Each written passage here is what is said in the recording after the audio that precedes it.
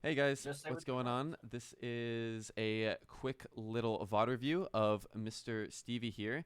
Go ahead and introduce yourself, Stevie. Tell us a little bit about yourself. Tell us a little bit about your competitive experience, what your agents are, how long you've been playing, and your competitive experience. Go ahead. So I'm Stevie. I am a Rainbow Six Siege and Valorant player. I started playing competitive FPS games around like spring, summer of 2020, like right when COVID started. I picked up Rainbow Six and I peaked Plat 2 in that. And then I picked up Valorant right around the time of episode 5. I started playing it like semi seriously right around then. I have peaked Diamond 1. I'm currently Plat 2, 91 out of 100 RR. I made initiators, typically Fade, Sky, and Sova are my top three, and then I also mix in some Jet in there as well. And I'm looking to get a VOD review because I'm looking to improve my gameplay. I definitely know that I have a ton of untapped potential as a player, but I'm being held back by mistakes that I'm not picking up, or just stuff like my gunfight techniques, like more advanced stuff that I might not notice in my own gameplay that someone else might be able to pick up. Cool. Yeah, some microplay. That's really good. I think everyone can benefit from a little bit of that from time to time. Yeah. In my So, elo, once you start climbing a bit higher, it becomes super important, and a lot of people don't realize how important it yeah, is. yeah, exactly. Once you get those little things down, it makes getting up a little higher or getting up a little easier because you have that slight edge of some of the micro play that a lot of people don't focus on. So that's Yeah, pretty good. 100%. A little bit about me. I've hit Radiant a couple times. I've been top 300. I play collegiate and I'm an IGL. So understanding the game, understanding how the interactions work between abilities, characters, agents, and map metas and things like that is my job. And I am here to help everyone out, give a little bit of knowledge on what everything I've learned so far. I've been playing this game since day one or day two of beta, so I've been playing this game for a while. I think I have well over 4 to 5 thousand hours of total Valorant time between scrims, tourneys, officials, ranked, all that good stuff. So let's just hop right into it. First thing we're going to go over, these are some pre-coaching notes that Stevie wrote down a little bit about himself. So some things that he thinks he could work on, some things that he thinks he could improve on and tone down a little bit. So first thing is going to be his mechanics. So specifically strafing, crosshair placement, and maintaining placement while using good movement. I think these are going to boil down to practicing the specific muscle memory of crosshair or of counter strafing, and then with that, then we could focus a little bit on crosshair placement. Both do go hand in hand, but you need to kind of start somewhere, and I think that's a good place to start. Second thing is gonna be game sense. So mid round decision making. Let's see. So setting up hits a wall when we get down to a 3v5. Okay, so that's going to be essentially how to isolate opponents. We'll talk about that. I'm sure that'll be in the VOD. Setting up teammates for plays with good utility in a good manner, playing off them in clutches. Again, just understanding teammates' positioning and being able to isolate people. Utility, overusing utility, that's pretty common. That's a lot easier to tone down than to not be overusing something. Because when you Yeah. overuse utility, at least you're using something to get some type of value. When you're not using it, you're getting zero value, right? It's better to get more than, or it's better to get some than none at all. So that's Yeah, an important absolutely. part there. Limited knowledge on Sky Ultimate. That one's pretty easy, and I'm sure we'll be able to see that in there. Mentality, putting too much pressure on myself to perform. That just comes with time, so we'll be able to take a look at that too. Losing confidence and letting external pressures affect my performance. I peak dumb shit. Tell me to stop. Tell me to look. Tell me to log in if I'm gonna swing. All right, all right. Also Yeah, I undervalue the overswing a minimap. lot. That's one thing I noticed. I overswing like way too much. Interesting. Okay. Also undervalue the minimap, but I am building this habit slowly. I'm using my cool. All right. So the first game we're gonna look at is going to be on fade on bind here. So I gotta switch my. There we go. Should be a little bit better now. All right. So the first thing we do here, take a look at the map, take a look at the agents. So we got a Killjoy, Omen, Raze, Reyna, and Fade against the Cypher, Reyna, Phoenix, Sky, and Astra. First thing you want to notice and take a look at, do they have a Sentinel? How many of each role do they have? Because if you have 5 characters, you're bound to have a duplicate of something, right? Between the 4 roles, Initiator, Duelist, Sentinel, and Controller, you have to have 2 of something. And that'll kind of depend on how you play this map. So let's say they had, especially in ranked because of how chaotic it can be, you have to really pick and choose what you want to either fill for or something like that. You don't really have to have a super meta comp, because in competitive it more depends on your comfortability with an agent rather than what your meta comp is on a certain map. There are some maps that meta depends more on others for, but for the case of anything below Immortal 3 or anything below Immortal, it really doesn't matter. It's you could 5 duelists and you could probably 13-5 pretty relatively easily. Yeah, and I've faced teams like that on this map who just happen to do that. So Yeah. I can't say I haven't been in that experience. So pistol round, I'd probably go for Classic and a Prowler here. I'm an Initiator main myself, so I have probably 500 to 600 hours on Sova, and my second is probably Sky or Fade. So that's another thing. If we are playing, okay, we have Omen and Killjoy on B. We have the turret for up here, and looks like we have some util and hookah. Raise and Fade should be... I switched over A. Or I started A because most Killjoys that I play with start on B, so I figured A was going to be the weak side, so I wanted the third man over there. Yeah, that's a good idea. Usually Raise and Fade should be sticking together most of the time. And then I think we have Omen on A side here, probably playing U-Haul, because this forward blind up here into A short is really, really strong from U-Haul. It's a lot easier to do that and have impact. You can kind of treat Omen as like a second sentinel.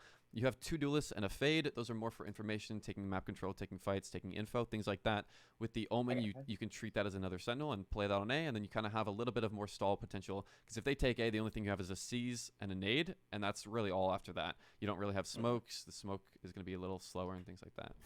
Yeah. Also, you can see I changed my buy. I changed from Ghost to all util. Yeah, I definitely like that. I think the rotation here is a little too early.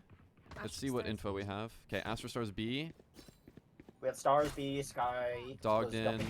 Okay, this is fine. I also got to come for a flash as well. Yep, both smokes. Yep, definitely. Okay, they're not out yet. I would have waited on that eye until you knew they were out. And you can do that a couple ways. You can either ask if they're out. You should be looking at your mini-map the whole time here. The whole time while you're rotating, you should probably be looking at your map, because really there's no way they can be in spawn, right? I mean, it's just the start of the round. There's no immediate threat, so... I got that. Yeah, that's one instance of where I undervalue the map. Yeah. And I don't notice that, and I think that they're jumping out already, just because I see my teammates playing far back. So I'm like, okay, let's see if they're jumping out while I have teammates. Yeah. That sees it a little too low, just because it's in the hookah window. So this is gonna hit the bottom of hookah right here. What I would seize off here is not the turret, but it's the drop down. So Killjoy does see one here. If you had your eye. So the Cypher just contacted up along. That's very strange, but I think the turret saw him before he scaled there. The seize was for the jump down. That's why I aimed it a little bit lower. Okay. So you intended for it to land under. Yeah.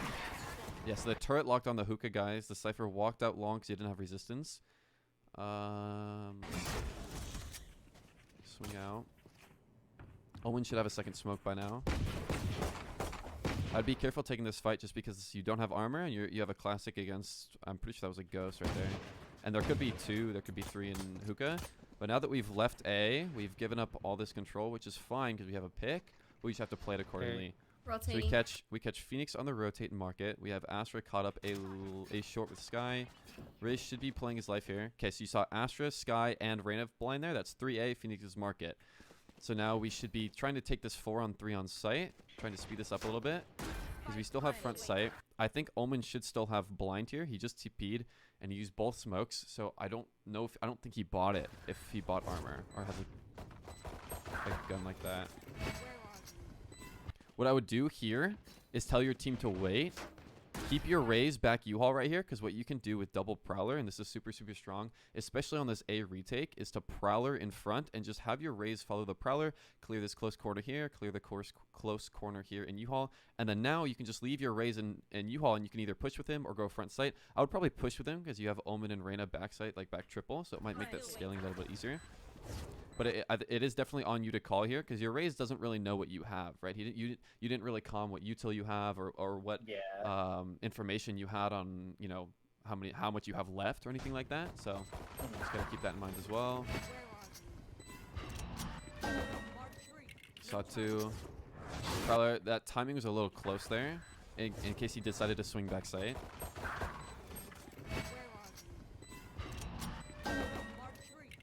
if he swung right here when he reloaded, which he could have done a little bit earlier, but he stepped and I think he counter strafed and delayed. He could get punished for that. All right, that wasn't too bad. I think the best play there is definitely to take U-Haul there and just call for your team so that they can follow that dog in.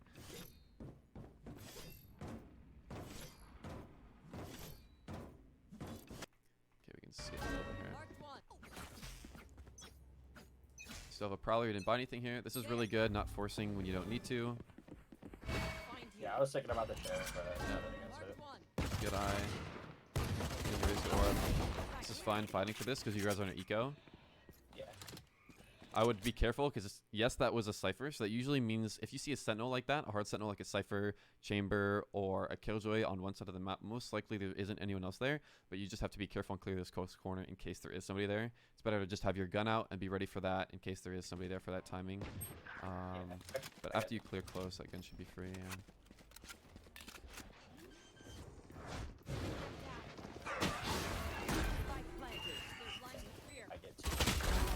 Nice, you got one. You got two there. That was a really good eco.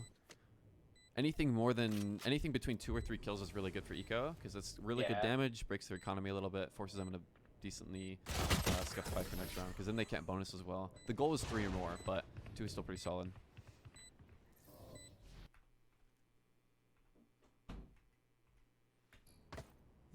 Holman has an Odin.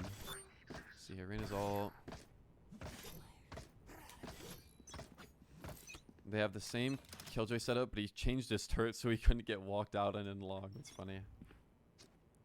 He's adapting, so I like that. He's adapting, but he's playing the same position with the same util hookah. But honestly, I don't think it'll matter. So I would be having somebody U-Haul here. Raze needs to be A side, and Omen should be A side. It should be Killjoy and Reina probably on B, and then the other 3 on A. That way you guys can take something. You need to be fighting for some type of extremity here. So one thing you could do is smoke outside shower. You could smoke a little bit aggro short and just kind of walk up, play cubby. With Reina, you need to be taking these advanced positions, playing one and done. So somewhere deep shower in the corner or something like that. But that's something you can call and set up and play off of him as well. It doesn't have to just be him setting that up. Yeah, this game was also really tough because their Reina was like 26 and 5 at the end of the half. Yeah, that will definitely happen. We were just getting mowed down. I was just going to say this before you took a shot here. The Cypher has been lurking, and they're playing really slow. So you have no idea if they're 5 stacked up short, and they just threw smokes to bait on B. There's no other contact. They just hit alarm bot there. They could. A lot of times you'll have somebody lurk up short to get this rotator pick, because a lot of times players will mindlessly go through this TP, and it'll a lot of times be raised so you can nade through, satchel through, and things like that. I feel like I should have thrown a dog up short first to see if there was anyone there and then make that play. Yeah. How? I'm assuming. I don't know how he was in TP already. I think the dog opened the door, so I got shot from short. Because the play I was going for was send the dog through and use the dog as like a bodyguard against lighter guns. Yeah. To block bullets and take an advantageous gunfight. Here you definitely just stay U-Haul, and you can either jump peek, you can jiggle, you can play an off angle. You can. It's really easy to hold the walk up, an off angle on the walk up, about right here where Rain is holding. And then one of your other players can just take shower, but somebody needs to be fighting for an extremity here. And so that's because you're a solo initiator. It's kind of on you to either go long or go shower. You kind of have to pick one here. I would honestly just swap and play like long a couple times, play short or shower a couple times. Yeah, that way you do that through the game. I kind of set it up. Yeah, that's definitely good because then you can take shower. You can take a little bit more map control. The extremities, for example, like shower and long are super important this map, just because of like the amount of control you get. A little bit of whiff there. He was definitely looking at his map, or maybe just autopiloting a little bit. Okay, this guy's planning by himself.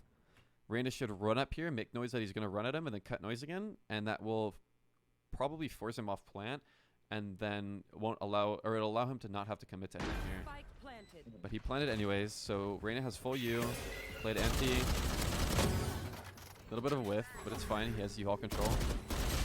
So here he needs to probably, he needs to commit to one direction and either back, I would probably say back up, or fight for something with his teammates, which would probably be in the back, because he got this pick right here. I think he just tunnel vision on that kill, and he didn't think about the guy that actually planted. Oh no, the guy that planted was this guy. Never mind. Yeah, it was this guy. I don't think he thought about people rotating backside though. Yeah, he definitely just in wasn't hindsight, prepared for that. in fairness, I don't know if I would have in that spot either that early in post. Okay, and then these two guys, this is a little bit of teammate awareness. You need to be scaling at the same time in the same direction. Scaling, this is a 1v2 either direction you go. So no matter what they do here, they're already at a disadvantage. If they scale something together, especially against a Reyna and a Phoenix, if this Omen swings front here, dies, and then the Reyna dismisses out, you can set them up for a perfect crossfire if they're ready for it, and you'll just get dissected. That's probably, yeah, that's exactly what happened here. So they both needed to push back you, but I'll try and focus on not them as much because they don't really matter here. I mean, things about them can also impact my gameplay too. That's so true. I respect you like talking about that and bringing it up because I can implement it. Turret here. So he swung. What's our money looking like here? Since we lost our buy, we were on a bit of a yeah. We were on like a half buy. Yeah, definitely a save here, which is fine. And I saw Raze was peeking with the Marshall, so since I had the Deagle, I figured we would do the whole bag and tag Sheriff Marshall combo. Try to get one. That's not too bad, especially on an eco. He just peeked out, tried to get a pick. He swung a little too wide. Rain is up short. Farming Raze ult here. Okay, Killjoy got dogged. And he got isolated. I would all three hit TP here. I'll do something together. Throw eye. Probably. Yeah, you can do that. I would say this eye doesn't really give you any info that you didn't already have. I think the better eye would probably be in hookah. That way you can clear the close corners without having to use a dog, then you use the dog for close sight. Because you already know they're on site, right? You already know that they're planning. So because you don't have anyone to scale CT, it's not really worth too much. I gotcha. Okay. Oh yeah, that's a good point. So you'd usually want 3 people fighting like through this TP. Like if you guys were all to TP at the same time, that way you guys can overwhelm them because you guys don't have guns, right? So if you had guns, this would be a lot easier to fight and go CT because then you could pinch and you could split the site. But because of how little util, how little armor and weaponry you guys have, you're just straight up at a disadvantage playing separate. And with your prowlers and everything, you could prowl in front of the Raze or the Reyna, and they can just kind of entry and they can run in a little bit, make some space. So yeah, it's all fundamentals, especially anything below. Yeah.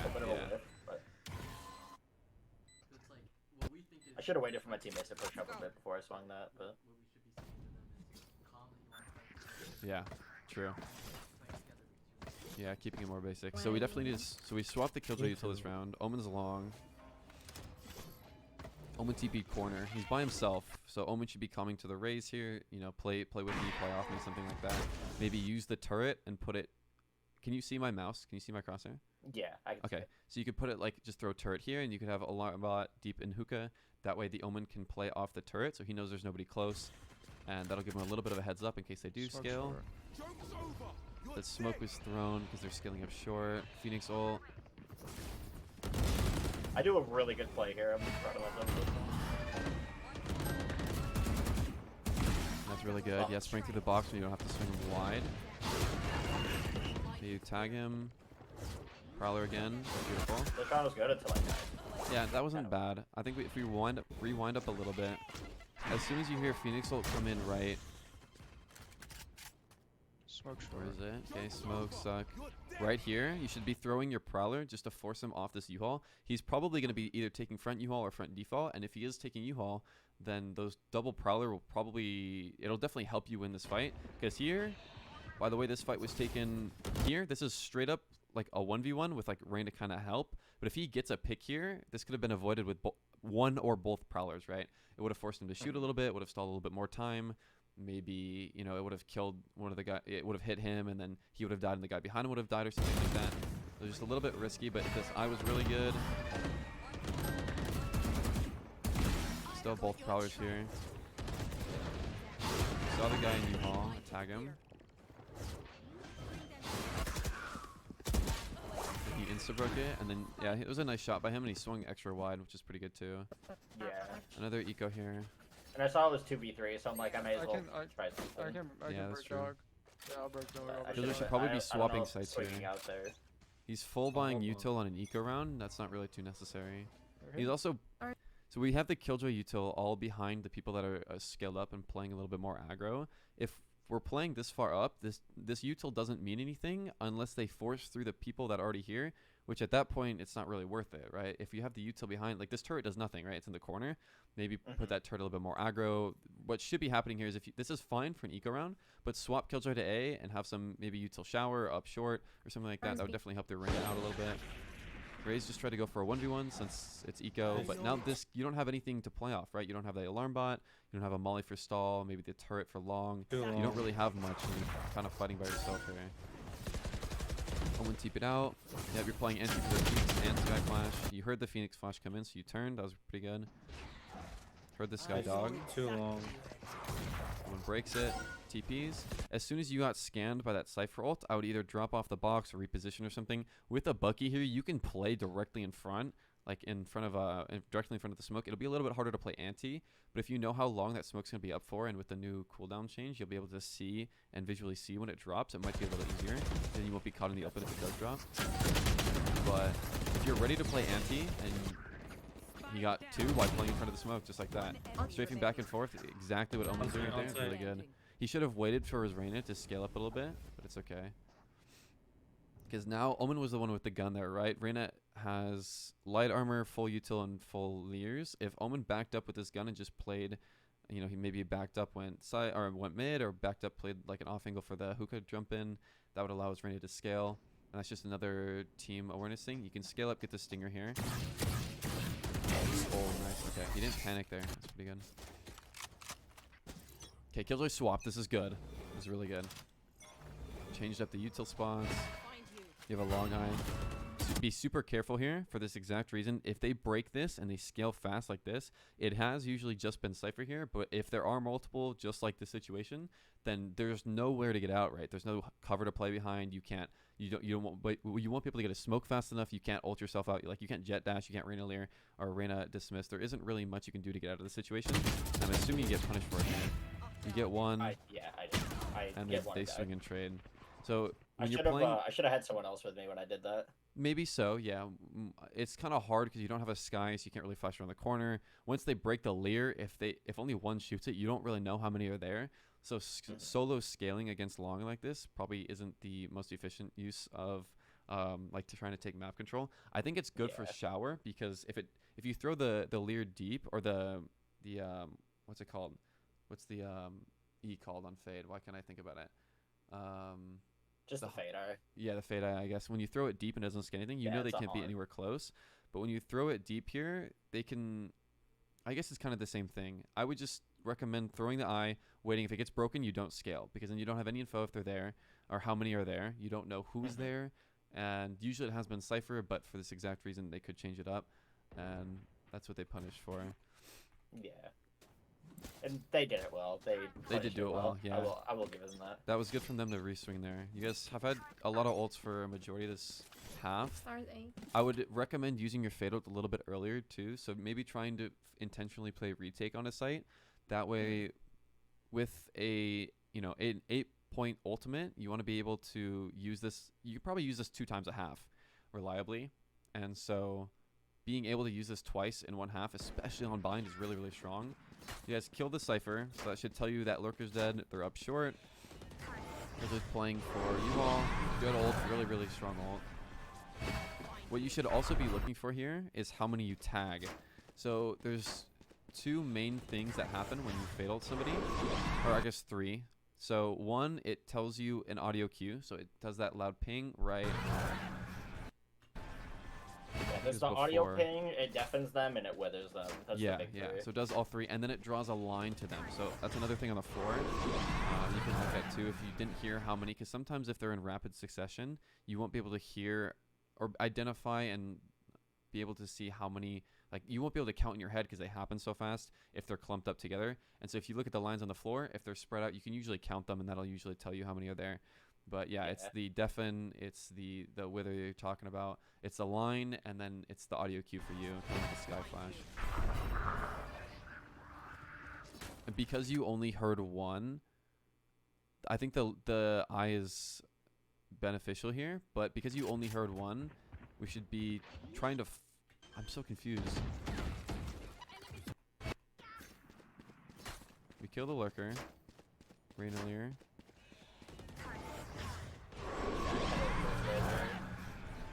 Gotta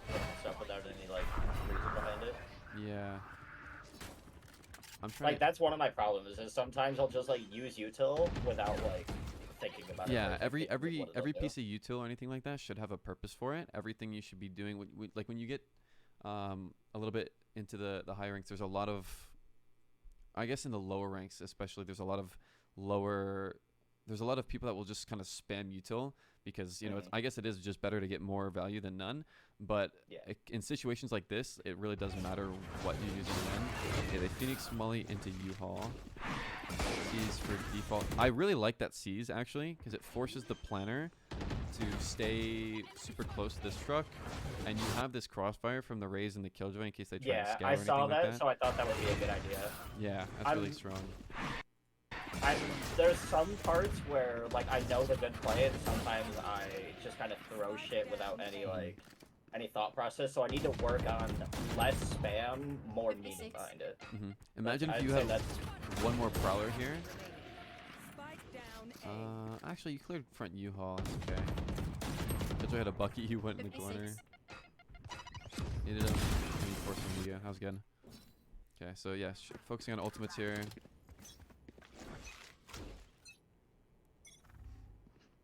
What were the comms here? I wish we could hear the comms. So I see somebody talking to somebody here. Let's see. I was saying if Rain is gonna push up, then I can throw a seize, maybe try to make the fight into Okay. like a 70-30, 60-40, something a little bit more advantageous for her. I think for this position, we throw the leer instead. That way we get info to see if they're there. Because if you throw the C's and there's no audio cue to see if it hits or doesn't hit anyone. And I think that might help out Reyna a little bit more. Because then when they shoot it, we also know what direction they're standing from too. And Yeah. if they don't, Okay, then I you have got full you. short control. Okay, cool. Alright, bet. Yeah, I Alright, should have thrown it trade. a little bit earlier too. Yeah, as soon as the round starts, you throw that. If he's going to scale instantly, then you can do that. If he gets in the corner, I would still say insta, but you can probably delay it a second or two just to make it a little bit more believable that you're kind of baiting for that. But Yeah. I definitely think the early and then throwing the leer instead is pretty Yeah. strong. If I throw the leer, usually that building like right side short, I'll throw it on top of the roof because it'll still scan him short, but they won't know where it's coming from. Yeah, unless that's they good. look, like, That's good. way up. They'll probably scan one or two of them at that point too. It usually does, yeah. I've thrown it a lot. Okay. We have four B long or 4B side. Nope, 4B long. 4B long. This is crazy. Yeah. That's why I was passive A, just trying to listen. Yeah, this is fun. Playing it, retake there. I wouldn't rotate though. If you're gonna play A site and you're gonna play off site, that's totally fine. But play CT, play pipes area, and just hold the push. Because now what happens is every time you rotate, you have to be thinking about the space that you give up. And now that we've left A, they could scale up. They could be in heaven. They could be spawn. All that. They could find a timing. They could be running through A right now. We wouldn't know. And I know we get flanked this round too, so literally what you're saying is Yeah. holding up. I just whiffed here. I whiffed. And then right yeah, my here gunfights as have not well. been at the last few days. That's how it goes. We see this alarm bot here. We don't, because we have two people already flanked. If these guys are in hookah, then and they're contained, and we have the alarm bot here, we know they can't be out because we already have the crossfire out here. So then fighting here isn't necessary because one, they're not outside yet, and two, even if they are hookah, then they'll stay contained. All we're doing here is like, I think it's like an autopilot fight type situation. Because It's been happening a lot the last few days. yeah. That's kind of what I mean by it the happens. slump, It's so totally I'm- okay. We just need to be able to identify it and then be able to prevent that. So the Killjoy ult forced them into the Reyna, and I think he was holding. It just wasn't, the most I think ideal. you were moving to the closed angle. And there's the Cypher lurking up on A. Yep. It's also the first time he's Killjoy ult this half as well. Okay, changed up the setup. That's good. Phoenix up mid. Killed the hookah player. The last two people that should be dying every single round are going to be probably either Fade and Killjoy or Omen or Killjoy. So for Omen to peek mid here by himself is just not good for you guys at all. They're on. Yeah. He sees them. That's really good because it stalls their scaling because they can't scale out if they're in the C's, which they definitely weren't because they're close. Let's see here. They're on B. C's, yep.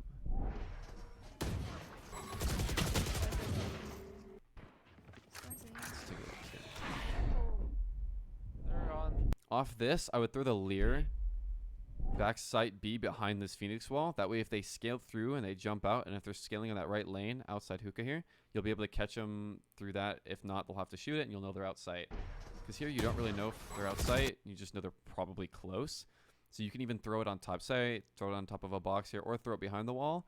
I think probably close here would be better. That way you can catch them as they scale, and you'd be able to see them. And if they do decide to shoot the leer, then you can swing on them, and you'll have a better angle, and probably win that fight and get at least one pick.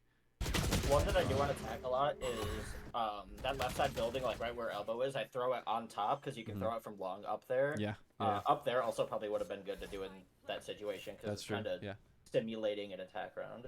Like that seize there was perfect. Like I would have just added a leer in there, and that would have been even better for you. Because the leer's free, Okay. right? It doesn't cost anything. Yeah.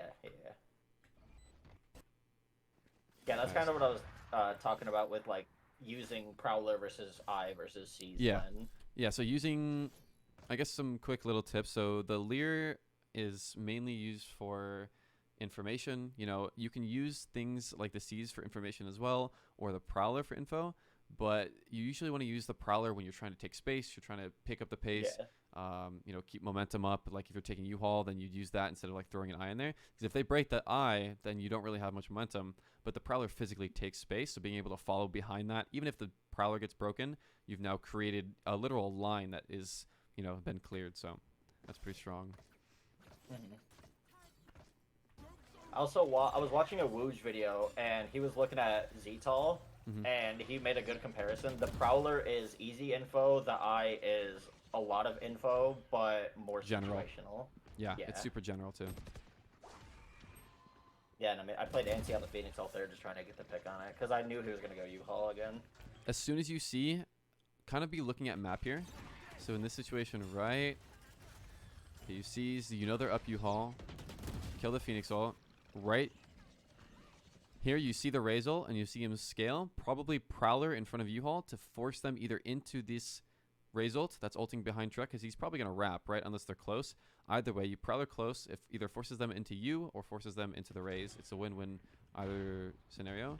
And he dies from somebody scaling out of the smoke, so he wasn't close anyways. Okay, you see the barrel there. You get one kill. That's not too bad. Raze scaling there with his ult was a little too desperate, but it's okay. Yeah, I mean, we were down 2-9. I kind of see where he's coming from. That's all right. with it. All right, 210. Prowler. I'm assuming Prowler goes here. Calm that I'm going to dog up short, Yeah. like a few seconds in to clear the cubby, and then I'm going to throw an eye on top of U-Haul, which I whiff the eye, but the calm one's there. You clear the corner. That's really good. Clear the right side. Clear the eye. Nice. You scale with it. Perfect. Clear this left corner right here, just in case. Nice. I need to like hard aim that. A lot of people don't take advantage of that corner in my elo, so I don't typically look there. So it's not like a built-in. I got Yeah, fucking no, stuck. I agree. One thing I would definitely say, and this is something I tell almost anybody I coach, is assume that they're there and not that they're like. Don't assume that Not they're that not they're there. not there on Yeah. defense. Yeah. Don't assume yeah. that they won't be there. Assume that they will be there. That way you're ready for them in case they do. Because anybody who plays an off angle like that one time will punish you for that. When you're already scaling up, you might as well hold it anyways, right? You've already cleared close. Yeah. You've cleared the close cubby, but you don't know if they're in that, and it's just not worth the risk of dying because you just guessed or hope they weren't there. So at the end of the day, it's all just a hoping. I've been doing this as duelist a lot, but I should do it on other agents on other maps. I've been working on my pathing. So like on Jet, I go into a custom, just me. I dash into default, pop out of the smoke, clear front plat, and then route logs, so I'm not exposed to like plat and logs simultaneously. I can clear them one by one. I should work on like clearing off angles in a custom game. I think that'd be beneficial. Yeah, that is very good. Hard clearing like every corner. Like I said, just assuming that they're there. That's what you want to be doing every single time. There are there are situations where yeah, exactly, because then you'll be ready for everything. You'll get a lot more better at using mouse control and being comfortable clearing those angles in situations that you maybe otherwise wouldn't, and things like that. And then yeah, this is good. Make sure when you do this, you clear this left corner here with this Prowler. That way you verify that there can't be anyone there, because we haven't cleared that corner as of now. If they somehow got in that corner, because they can beat the timing if they run across before the long guy swing. Urena clears it. That's good. You got super, super careful. A lot of times somebody will be playing the off angle right here in garden, holding this gap in the smoke right here. Or maybe you're playing on top of the box for the height differential, playing behind the smoke in the corner. Those are all options. You want to make sure you full clear garden. Full clear everything before you just assume it's clear. Throw the leer. You also don't clear this corner behind you where you're standing. That's pretty dangerous. We get punished for that later in the game. Yeah, it looks like a little bit of a tunnel vision on the hookah guys. If they're backside at all, they just could swing out, kill you, and then you only have killjoy out. You die. Nobody's there to trade you yet, but they can't get the gun, so it's all right. Maybe not. This guy, the Reyna swings out, kills the Omen. What you should be doing when you take... Okay, you see Cypher here. You Prowler.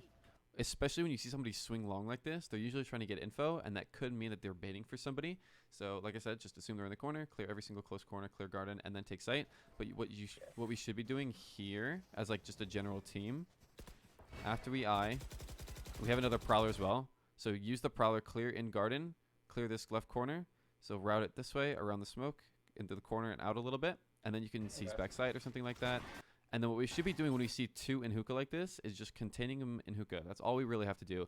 We don't really have to fight them. We don't have to do anything. We can just leave them in there. They don't have any, impact. They're not a threat at all. They don't have guns. We can see he has a pistol. We saw Phoenix in there. By fighting them here, we're kind of giving them what they want because they already have numbers, right? You're swinging in a 1v2 here. Yeah. And with you dying, you lose a little bit of sight control. And now they can solo isolate Omen in the back. Yeah, I watched this back and I'm like, yeah, swinging that was just not the play. That's okay. Yeah. Definitely we just isolate them, keep them in hookah, and there's not really much they can do there. I also I used Valoplant to come up with like game plans for attacks. I sent it to you on Discord. If you want to look over those now or later, and then you can just kind of give me. Yeah, we can take a look at that after this map and look at it. Is it Stevie's gameplay? It is. Yes, sir. Yeah, there's some really good stuff that I do, but it's like critical mistakes, like small critical mistakes. That's what we'll try and focus on that a little bit more than some of the smaller things. Yeah. The best turret should be short here, either on this left side, over here, or on the right side, anywhere on this line facing down towards the bottom half of the map. This alarm bot doesn't count for if they, either smoke it off, if they rotate around, if they kill the raise, TP and flank through short, through shower. There's a lot of scenarios that this alarm bot just doesn't really cover. He used the turret aggro here. And because we know we're playing against the Cypher as well, we should be prowling first. So waiting. Without Lear, that's fine. Definitely Prowler here. Before the seize, you haven't scanned anything, so there's nothing really you're seizing. There's no info you're getting by seizing something here. You don't really have a good angle. You could seize back truck, or you could probably save it. I would probably save it for post, but just definitely at least throw the Prowler because of these Cypher trips are that much stronger now. It could, it would have definitely hit this, and you would have survived. Yeah. Cypher Cam's seen race there, and he's backside. You guys win the round. That's good. We got Reyna ult against Reyna ult. Always got to take a look at the ults every single round. Take a look. You always want to be looking at two things: the ultimate and the economy. So looking at what ults you have, what ults they have, what ults they're coming up on, what else they just used, and then economy, what money they have. If they're super low on money, then forcing a hard take on something rather than defaulting. Smaller things like that. Straight up just fundamentals, making sure you do all the basics before.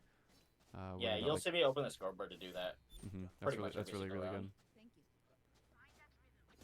We have a good econ here too. We're all about 2 to 4K, so that'll give us enough money for probably next round and the round after. Omen flashes 4 rays into hookah. That's strong. He cleared that in the wrong order. He should have cleared this left first, and then the right. As the flash goes down in hookah, this guy will be blinded first, but it also means he will be not blind first. So by him swinging right, he could be unblinded by right here, and he could have died there.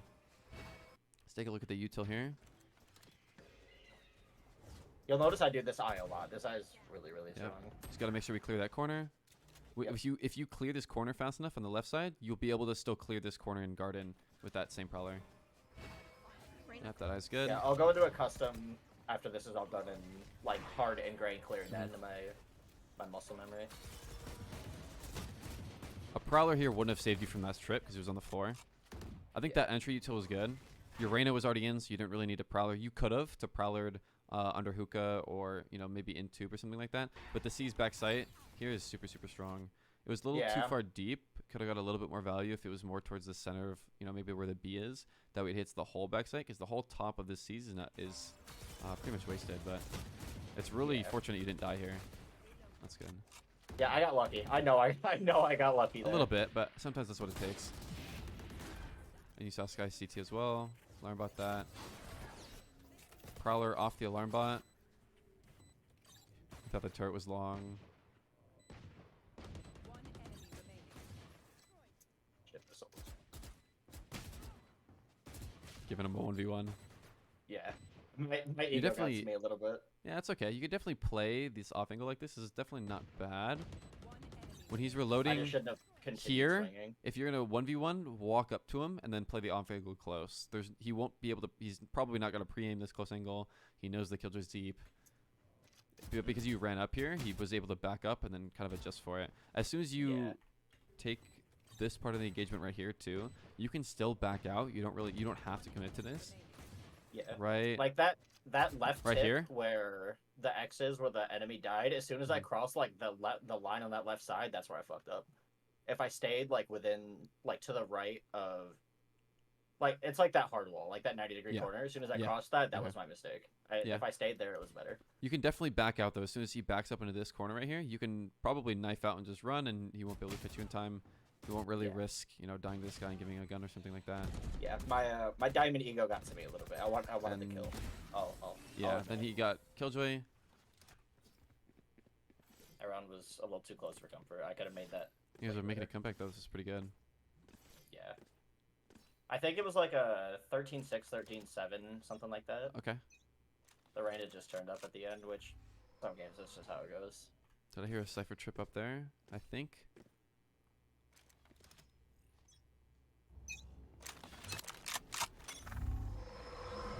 Yeah, pretty sure I just heard a Cypher trip go up short there. That's another thing. So- It's like a small thing. I don't listen at the start of the round effectively enough. That's a Like really if they're placing if they're placing util late, I'm not actively listening for it. That's one thing I gotta that's a work on. skill that you definitely practice over time. That obviously you're not going to be able to do that overnight. Being able to count Yeah, of util, course. count audio cues, be able to know who's running somewhere based on their footsteps. All of that is Yeah. possible, but it just takes a deliberate practice over a set amount of time. So that's yeah, pretty good. 100%. Okay, so with that, Phoenix with Shower, Sky Flash, and Cypher Trip just went up short. There's 3A, you insta-go B. You can tell these guys to probably speed up or wait for you to get there. But I would definitely probably Prowler up short here just for some pressure. Maybe hit the trip on your way up and you can break it. But with those three, now that if you were counting in the beginning, counted 3A, just instantly go B here. And you can take a 4v2 on site. And you should have B site pretty free. Yep, there's Reyna CT. So now what we can do is we can isolate this guy on site. So if we were counting the whole time, we have Phoenix outside Shower. We have the Cypher Trip here. We have Sky somewhere on A. We have Reyna CT. All we need is a Raise Nade and a Smoke CT. And now we have a 2v1 on wherever the Astra is. Probably somewhere elbow, probably somewhere site or long garden. He's probably playing a little bit more safe like elbow or site. And now we tell these guys to speed up. But we wait a little bit. Let the Reyna leer. Sky dogs. And now they're the ones pinching us. And now we've lost the info on where they are. We get Killjoy in the TP. He has bomb, so I probably wouldn't recommend him going in there. Taking the 1v1. That's all you can really do in a 2v5. There's not much you can do there. That's okay. But I would definitely try and count util if you can, and I'd be able to just identify how many are on that site pretty early. Just because you heard that trip. If you didn't hear the trip, it would have been a little different. Yeah, and since I wasn't actively listening, I didn't hear it. Which that's just a time thing. Because I think I have like 400 or 500 hours between unrated and competitive, like quote unquote playing the game seriously. So comparatively, it's really not that much time. It's not. I'll be honest. Yeah, you force here because you see your team forcing. As soon as he Phoenix ults, you should be Prowlering. That forces him to shoot it, forces him back a little bit if he decides to back up. But throw both your Prowlers at him. It's better to use both your Prowlers and take the high chance that you probably kill this Phoenix ult than risk any of you or him dying, or any of you guys, like your duelist or you dying, to take the fight to try and kill him. Okay. Okay. So here, Phoenix ult, throw shit at it. Got Yeah, it. throw double Prowler, because that's something he has to shoot. Anything else, he doesn't really have to shoot. And if you throw the C's, there's a chance he can scale past it or run through it or get to an angle that's too wide or something like that. It's definitely or just best even to just throw like both Prowler. dip into U-Haul if he hears it being thrown. Yeah. Because that shit's loud. It is It's very really loud. Yeah, and it takes too long to, you know, get thrown and then Like, activate to on get him. to snag. Yeah. Yeah. Okay, I got you. Because I love playing Fate on this map, and I know Phoenix is kind of common in ranked on this map, so I'll keep definitely. Yeah, take some that into audios do consideration. overlap. Yeah, Haley's right. Yeah. Okay, as soon as you saw him on this first jiggle, back up and Prowler him, and then you can swing after, or your teammate can swing, which I think what happened. But even probably when he throws that leer, you probably want to Prowler this. That would either force him back, force him to shoot it, and then stay there. Either way, when you're Prowlering here, your Killjoy is probably going to swing and take this fight, which is good. But a Prowler there would have definitely been useful. Okay. Especially on offense, just focus on using your Prowlers to take space or push somebody off an angle. That's usually how you want to use these. This is exactly right here in Hookah. So you clear that corner. That was perfect. You could have ulted that Cypher if you wanted to. I don't really know how much it would have helped, but I mean, it's, you know, 6-12. Kind of gotta do what you gotta do. This was just not good. It was like 2v5 out of Nico, so I just Yeah, tried to take a it's. fight. You still had full util here. You still had ult. You could have Yeah. honestly just ulted sight and then used that for info, because as the wave of the ult goes down, it'll tick when it hits them, so you'll know essentially like approximately what area of their sight they're in, and then you'll be Yeah. able to see a line. That might help as well. Any small info like that could help you like isolate this guy on sight, and then let's say you do get this kill. Now it's a 2-on-3, and it's a completely different round. So that's an option Yeah, too. that's part of looking at the mini map too. Like I'll do that Mhm. consciously when I'm playing like how I should be, but if I'm, you know, in a brain fog or autopiloting, I just sometimes I just don't, and I'm like, I gotta do that. Yeah, this Omen most definitely won't win that. That's okay. The biggest thing is focusing on having a goal with the Fade util, and then using the Fade Prowlers early, you know, making sure that you're either forcing people off an angle or taking space with it. I think that's the two main ways to use it. If I think of something else, I will definitely let you know, but that does sound right. And then fighting for extremities, especially on bind. So fighting for, you know, shower or fighting for long on offense or defense, it's really, really strong to do both. If you want to take long, throw an Omen Smoke here. If you want to take B long, you get Omen Smoke here. If you're going to take B long, you don't need an Omen Smoke B, but it does help for shower just because you have a lot longer of a lane to fight from. Whether you're on defense here, this angle is a little bit harder to hold by yourself. You know, you either play, you know, the one and done, or you play an off angle or something like that. So just having a goal for the util, being able to force people out with the prowlers, and yeah, I guess just keeping it simple, you know, sticking to the fundamentals, sticking to the basics. Okay. Yeah, Make because sure- like the micro stuff, I wouldn't say I'm good at, but I'm semi comfortable on. Yeah. I just fuck up the basics. Yeah, and it's really hard to get the micros right when you know, aren't perfect with the basics either yet, which just takes I time. know I'm kind of backwards. Yeah, I that's think a kinda lot where of I'm at, players kinda are. A lot of backwards. players focus on the micro, which is something I probably should have adjusted in the beginning of the VOD. But a lot of people focus on the micro until you get to like, I mean, any single, like any rank honestly uses macro, and is like, I think macro is the most important. But until you get to, you know, Immortal 2, Immortal 3+, then I was micro gonna say doesn't like mean as much. 400 RR. Is Yeah, where like micro that's really when comes into that's when play. it starts to really come in handy, because that's how you know, you diff you know, a Radiant, you know, 800 RR from a, you know, 200 RR Immortal 3. Like there's a big gap there, and it's usually micro, There not is, yeah. macro. Isn't the gap between 2 and 800 bigger than the gap between like Plat and Ascendant? Or, Pretty, like, it Gold- definitely Gold feels and that Diamond? way. Yeah, I would definitely assume Yeah. it is. To what extent that's true, I'm not too sure, but that's definitely what it feels like. Yeah. Sky should be a little bit more straightforward, because it's, you know, the util is a little bit easier to get info from, Yeah. I guess. Yeah, and you'll see I take a lot of plays out of your playbook with like the ANC flashes and dogs. Okay, and stuff cool. Like that. Yeah, and there's a lot of good reasons for those flashes that I can break down when we see it. Yeah. All right, so let's see here. Lotus, we got Reyna, Phoenix, Sky, Cypher, Omen against a Killjoy, Omen, Sky, Raze, Reyna. So both teams have a Heart Sentinel. They have Killjoy instead of Cypher. Both teams have an Omen. Both teams have a Sky.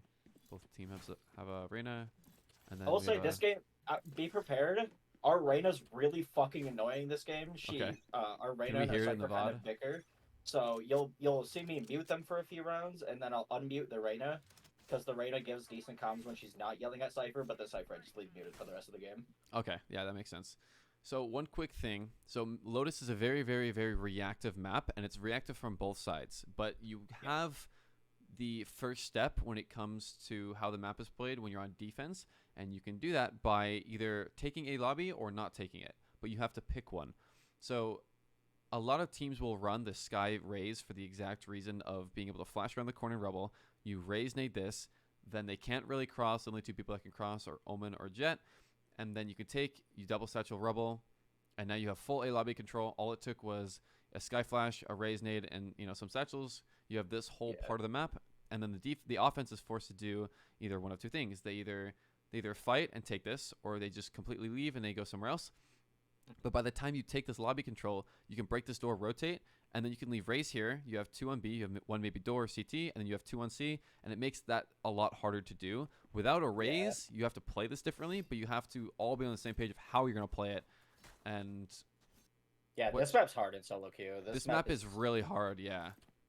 I also saw we had 4 people A side, so I'm like, someone's got to B C in case they go up there, and someone's got to call it. It's really So hard. I just kind of hitched over there. The correct positions here, Cypher should have been on C with a trip on front C with a trip front B. Yeah, Sentinels always play C. That's what I noticed. Yeah, Because for the most part. there's only one way you can go. Yeah, exactly. And Same that'll with B. also just lines up with everything else. So then Omen will play front B, either on door or on B. That way you have the range, because Omen is a range controller, right? You can't completely smoke. If you're backside A, you can't smoke C, and you can't do it that fast even if you run up to try and throw it.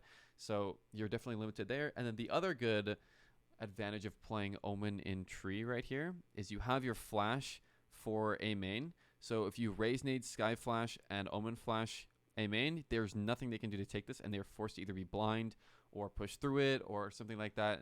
Then that pretty much guarantees you lobby, and then you can either stay, you can push, you can fight for it. So keeping Omen here is a really good idea. You should be A with your Reyna and Phoenix. Honestly, you three should just be fighting it and put Cypher C. Yeah, ideally. I understand the situation. You see 4 teammates on A. There's no reason to stack that, even though it's a little bit better. So you guys get the first pick. Reyna keeps fighting.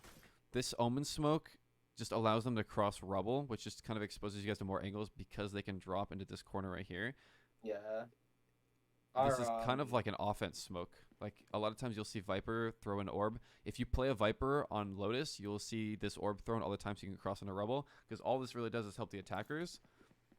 And this it was our Cypher or it was our Reyna, one of the two, who asked one of the randoms if they could play smoke. I think it was the Cypher. Mhm. So Omen got kind of forced into it. So his smokes are. I don't think he's comfortable on it. So the smoke won't be the which best. will happen, especially because it's ranked and it's people have to fill. And unless you're Immortal Plus, you won't be able to have a controller player that understands how to play controller to the extent that somebody else does. So yeah, absolutely. It's definitely. So I saw some rough smokes, but I'm like, I didn't really give it a second thought because it's that's totally plat diamond ranked. It's not that big of a deal. Yeah, exactly. It's got to adapt to it.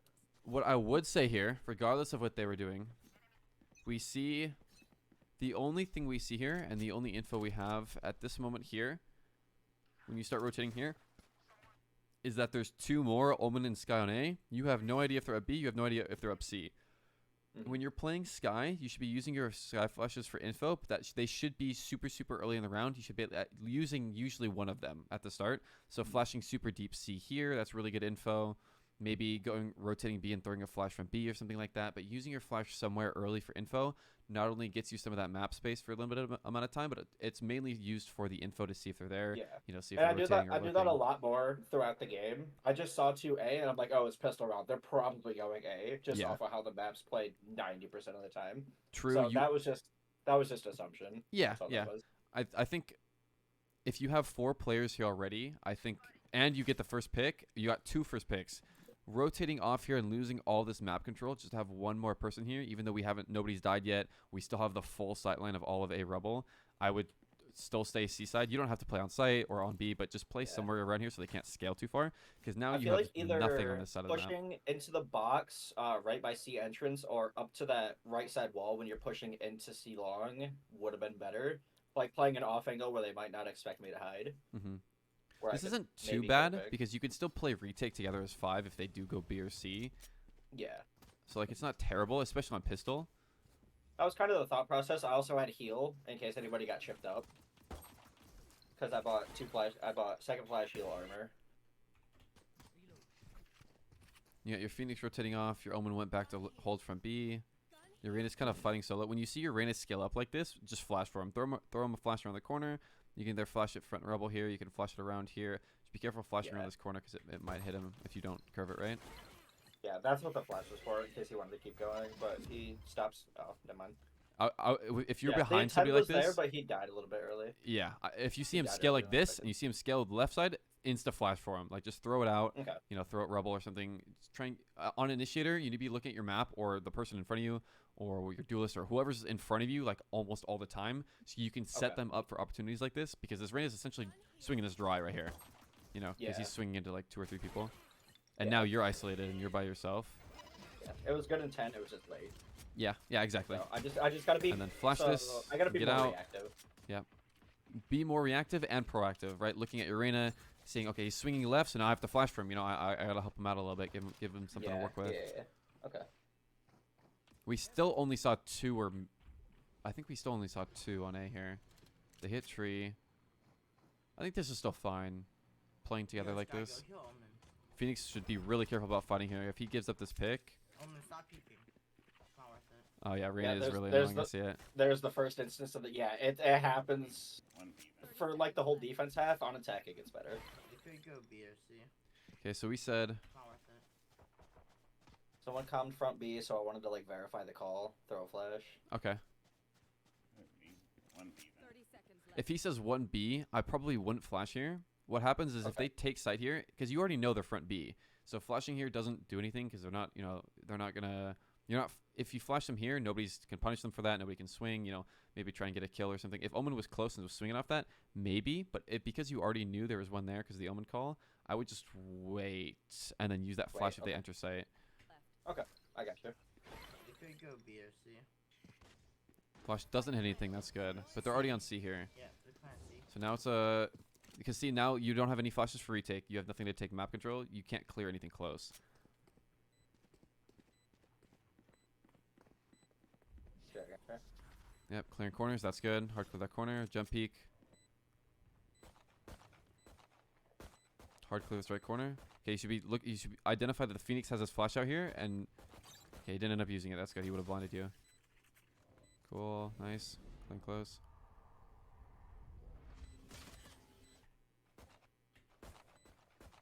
Because you're first in sight here, this is actually isn't terrible.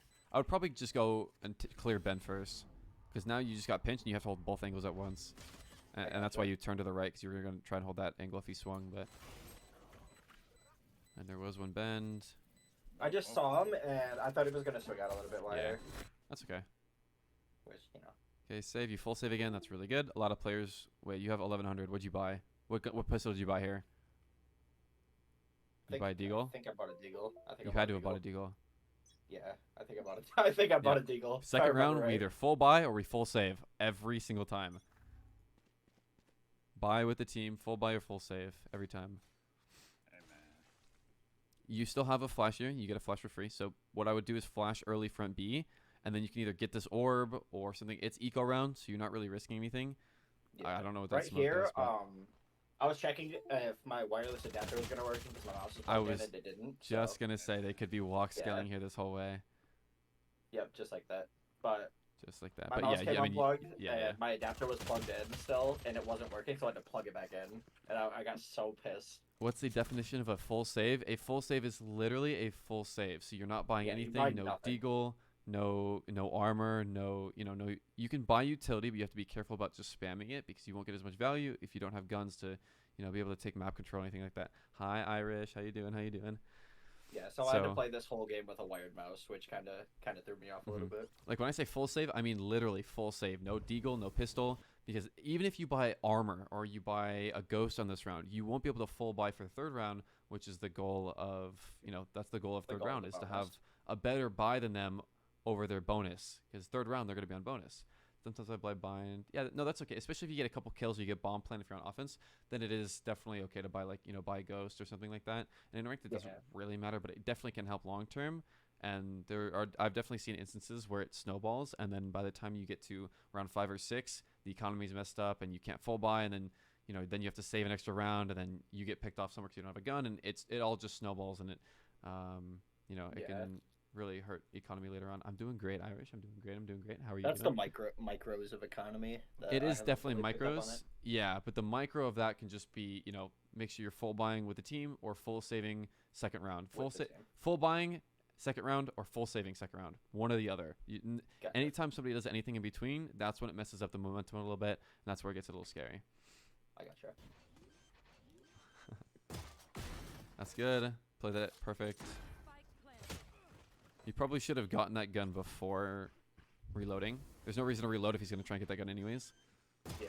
Gets that gun because he needs to get the gun before they reposition and try and trade him, because then he has another molly. He can molly in front of him. He can even molly in front of him before he does that. I would say get the gun, back up, molly in front, and then you could chill for a bit, keep it at a 3v4. But let's see this like round 3. So you see how you have to go light armor now that you bought a deagle last round, Yep. and I now they're on a noticed this earlier. bonus. I'm like, I should have bought the deagle. Yeah, and now that they're on bonus round, they have guns that will punish you for having light armor, and that's why you want heavy armor round 3, which is Deagle. goes back to the deagle. Yeah. Like they'll probably have one at that point because I bought one which can one tap me at any range True. because I had 125. You're also sacrificing util here, so now you don't have a flash and you don't have a dog, which is not at all what you want. Especially on Sky for third round. Full buy. If I'm ever at a spot where I have 4400, do I buy dog instead of second flash or do I buy second flash? I think that's kind of up to you. Depends on what your goal is for that round. If you're on Okay. offense, go flash and dog just for the dog so you can take some space. If you're on defense, it's kind of just preference at that point. It depends on what your goal is. If you're playing retake somewhere, probably dog. If you're gonna take something early, then probably flash. Okay, gotcha. But sometimes I look and I have to decide what to buy and I never know. Yeah. So that's good insight. So that flash is good. You know that they're there. Omen should be one wing or smoking. I mean, he smoked there. Rebel, it's all right. Cypher's now on C, and you guys have 2B. This is cool. This is good. You guys are in a good spot here. You get a pick. They're on bonus. You guys are playing this pretty well. Flashes. Takes the 1v1 on the guy isolated. He loses. That's okay. He backs up. Imagine you had a flash or you had a dog here to help clear some of this out. You get blinded. Backed up. That was good. Yeah, I feel like I played this round relatively well, like all the way to the finish. Mm-hmm. Good cage. As soon as you throw this cage up, somebody should be rushing a bomb and trying to get this half, or at least tap it. Flash Yeah, that's through. what we're working for. Yep, good flash. You shoot the Renalier. One enemy Nice. remaining. And you swing wide. Perfect. That was good. Okay, money. So now they have a full buy against your pretty much full buy. Flash. You heard Omen TP, so making sure you're listening for the util early round. You heard Omen TP. You can assume he's Rebel now. Phoenix just took a 1v1 because he had a sheriff. I don't know how he had a sheriff. He probably either saved or didn't buy something last round. Too Or important. you kind Exactly, of all yeah. over the place for the first few rounds. Second flash is too important. That was, yeah, I get it. Yeah. I it's wanted to alright. flash long and cross because I knew I would be exposed, but I Mhm. think it might have went past the killjoy. Yeah. No, I see- but I see the- just I see the, like the check goal your there. corners, it's You're not just that hard. talking. Oh, no, Why don't you, you guys are- make they're sure balding. they don't get A next time? Yeah, here it goes. Here we go. This is where it gets fun. This is where it gets interesting. You'll see me deal with it for like half the Yeah. fucking half the rounds But before Yeah. I more finally get chill them. than talk. You're going First negative. flash, C flash is pretty good. Because of No you, dog. I'm holding my shit. Sure. Scaling. Uh-huh. You should be breaking this dog here. Yeah, that's all right. Killjoy ult. They definitely didn't need to use ult here, but it's fine. No, not at all. Nice, good kill. Back up. Okay.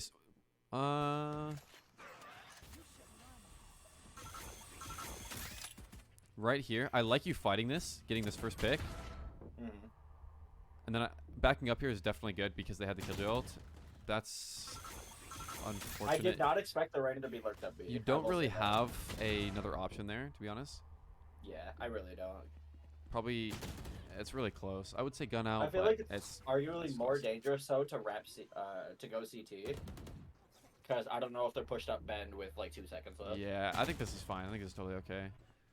They just scaled up and they were up B pretty fast. Hear them molly some bomb. Yeah, and we didn't have a trip there, so I had no idea. Yeah, that's alright. Which I mean, it was a save round, so I kind of figured. Yeah, I think your Reyna or your Phoenix forced. I think. Yeah. See, now he has to like decide if he wants to full buy a full save, and now his money's a little wonky here. Yeah, like I said, the team eco got kind of screwed for the first half. It was Yeah, kind of now fucked he's for the stuck with whole Stinger. game, if I'm honest, because people kept force buying and throwing the whole game. Yep. Like that was a good I'm flash. shocked we win this game. Well, spoiler, but we do win. 13-11.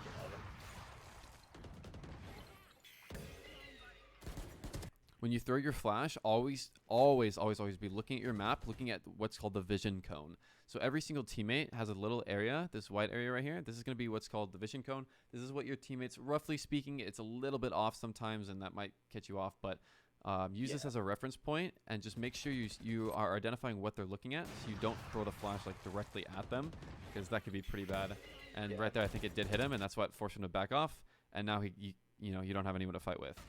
Yeah, So this is another every instance of undervaluing the minimap. Like, Mhm. I need to get it in my head. Anytime I can't shoot, I need to look at the map. Yes, almost Like, every I time. do it. I unless do you're it clearing corners or something. sometimes, but I don't do it all the time, and it fucks me over more times than it helps me. Yeah, most definitely. And Like, long term, I'll it be definitely completely does. honest. Anytime you're flashing, playing Sky, looking at your minimap like 90% of the time. If you're not like Mhm. clearing something, taking something, you're not running in by yourself or something like that. Always be looking at your map. Yeah. Yeah, we can skip most of this. Yeah, that's one of my biggest weaknesses with like map awareness. Yeah, that's true. Okay, you're back A. This is really good. You have full util, full armor, full buy here. But looking at minimap, it's definitely a habit that you have to get into. That's definitely a lot of people's, flaw. And, like while I've been DMing, every time I spawn in, I try to look at the map to like force that's myself good. into looking at it more often than not. I like how you have the map here though. It's very, very large. It doesn't rotate. This is very easy to see. So you have, I like this map. This is almost exactly what I have. I'm pretty sure. It's very similar to mine. This is how I run it. That's how I've been running it pretty much since I started. Yeah. See, do you see the issue here? So we flash, which is good. That's what you should have done. But because we don't have the raise nade, we can't stop it. We haven't been omen flashing a lobby here. We're kind of limboing between either, are we taking lobby? Are we fighting for it? Reyna's just kind of taking a fight, but he's just at a disadvantage because he doesn't have this. So here you could either call him off it, or I would have Omen Paranoia A main early, like instantly. And then you could Sky Flash like at the same time as well, and that will definitely help your Reyna a little bit more. I think I actually watched a video about this. If the Omen near sight hits first, the flash won't pop, so there won't be any info. Interesting. Because I it did doesn't not. register I them did not as actually know seeing that. the flash. Is Yeah, it it doesn't register them as seeing the flash because they're nearsighted, so they can't see it. Oh, so you yeah, want to yeah. make sure the It you want to make sure negates the the flash effects, hits first yeah. and then the near sight. Yeah.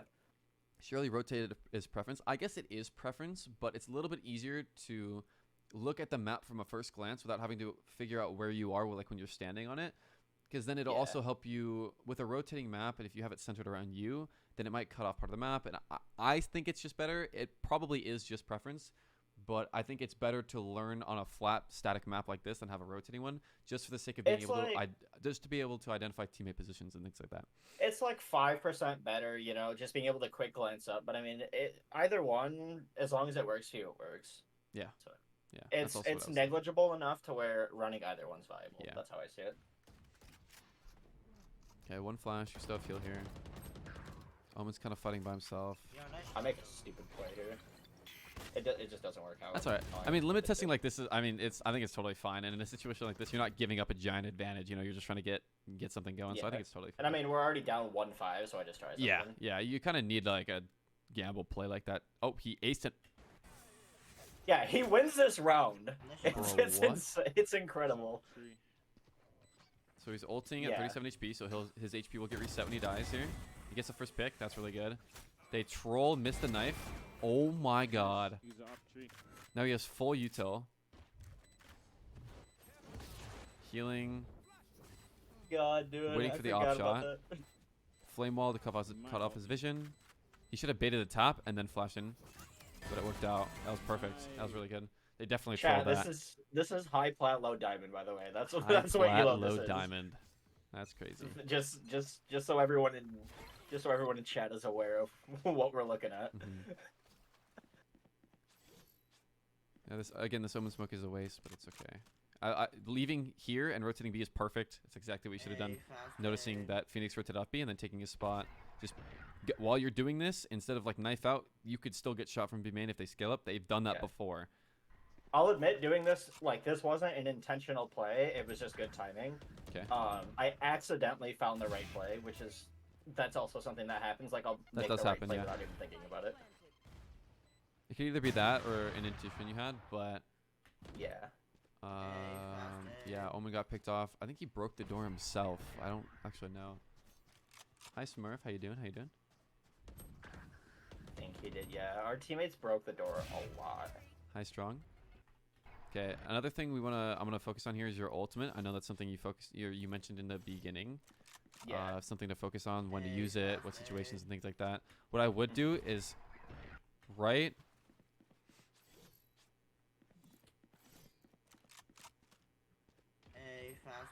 here, you pop your ult. Right here. This door's open. You don't know if they're front B. It'll help your Reyna out. Okay, so in this situation, you pop ult, you pop Sky ult. What happens? One, maybe if there's anybody front B, one or multiple cabbages will go front B. You know, if they're flooding through door, because if they get this kill door, you don't know if they're going to start flooding through and split B. You need to be ready for that too. And another good thing that they did that once or twice. a little bit of a more micro thing that could happen is the cabbages go through door and they start running behind the guys that are going up A, and it helps your Reyna a lot on site. Because you don't really have a lot of util to help this Reyna out on site, but if you ult here, it might be able to either force them into him or maybe cut their pace a lot, and then Phoenix can help them and get in position. So some smaller things like that could have helped Reyna on site. And I'm assuming they're scaling site here, and he gets picked off. If they had cabbages and they had a little bit more pressure from behind him, it could have been a lot different. I gotcha. And you probably would have the still ult- found the this ult's kill the here weakest too. part. The ult's the weakest part of her kit for me personally. Luckily, that's probably the easiest thing to fix and tune up, so I'm not too worried about that. Sweet. Okay, cool. All you have to do is press X and press left click, or mouse button 5 and press left click. So So it's is just- it it's one of just a those matter of ults when. you just use it when you have it? mostly and it's good for anytime you info? need info like that position, just use it. Like straight up, just use it. It's better to have that info and have a chance of, you know, maybe getting yourselves into a better position. You already lost a pick. You need something. If you used ult there, that round could have been completely different. I think it honestly could have been the difference in that round. Yeah, also stall time for Cypher to get closer. Exactly. So like a lot of the smaller things like that could result from that Sky ult there. This is also just lack of experience on Sky because I started picking her up like start of last episode. So my Yeah, playtime's that's kind of limited. like I said, that'll happen. Like, you know, you're So not I'm going to learn trying this to mold overnight. good habits while I'm ahead. That's what you want to do. That's the goal. It's a lot harder to learn out of bad habits than to learn good ones early. And I since told know you, I Haley, don't I play told a lot you. of Sky.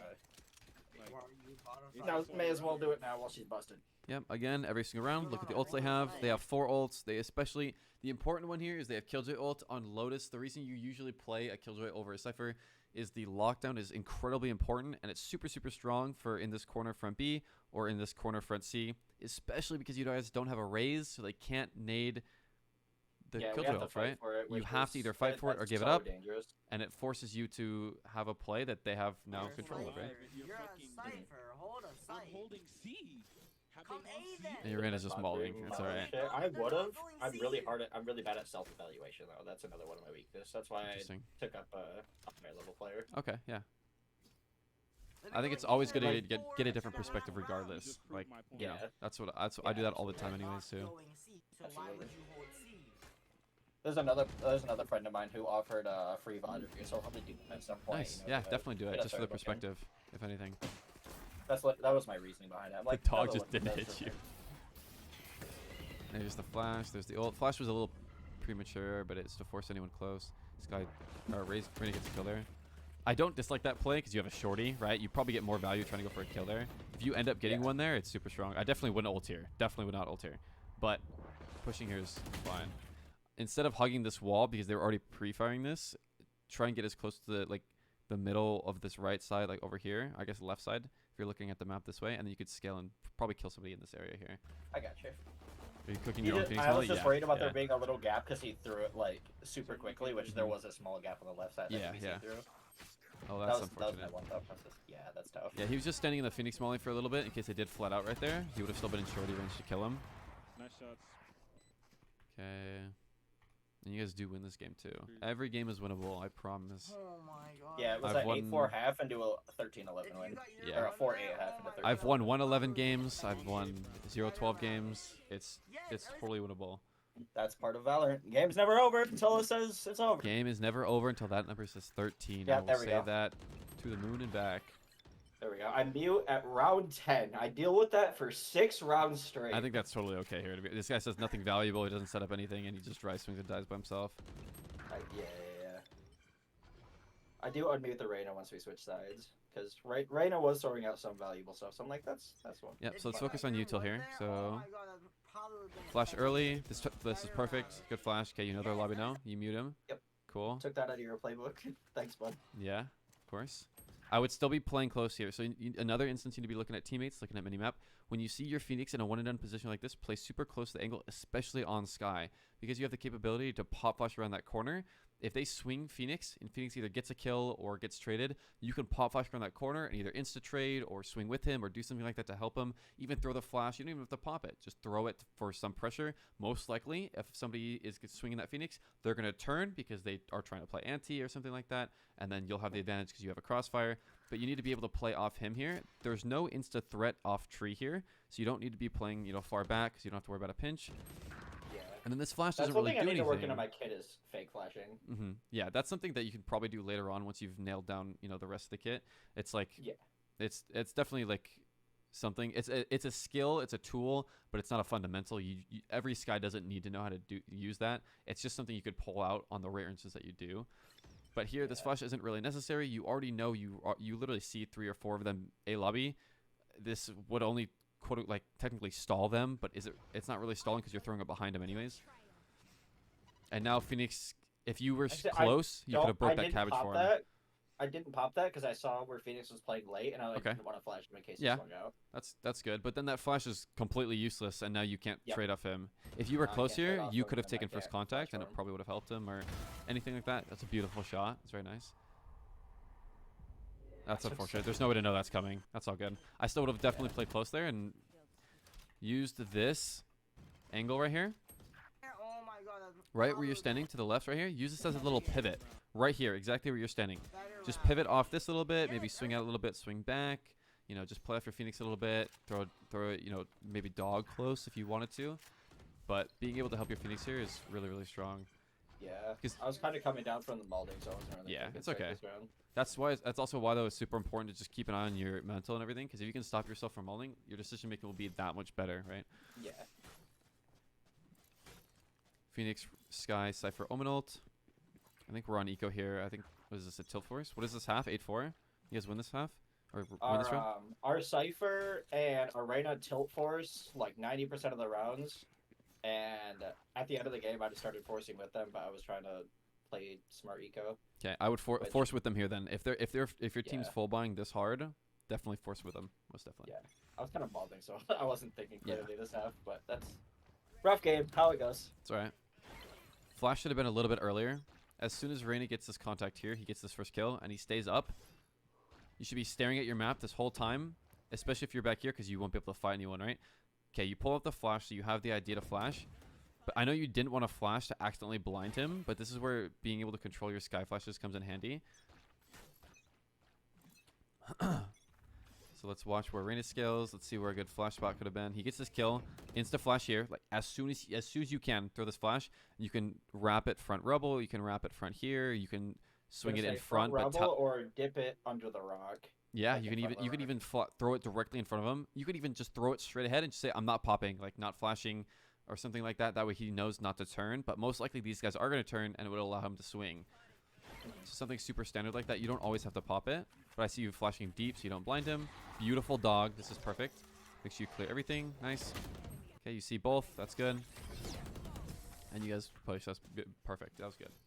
Flash a little bit earlier there, and that was beautiful. That was a great round. Yeah, that was very good. I'm glad for through the who's molding we were see. able to come together and help us get a third Yeah, round in that's the game. especially super fun when you're in a game like this and you end up winning the game. That makes it so worth it. Yeah, absolutely. I'm like, the mental anguish was Good flash. worth the 14 RR. Exactly. You can also jump peek this corner right here. So got this flash. Jump peek the corner actually right think here, because if they're playing here, you'll be able to see the tip of their head. They won't really be able to, unless they're pre-aiming this, they're not going to hit this. And it's like, this is like the equivalent of, you know, jump spotting when you're dice on A site on Haven or something like that.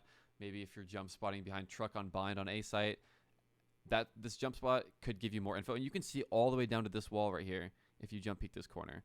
So if you flash, you hit nothing, you jump peek that corner. Once you clear this, then you could break this door, leave Reyna rubble, and now you can rotate out, and you can have 2B, 2C, you have full A lobby control, and now you're set.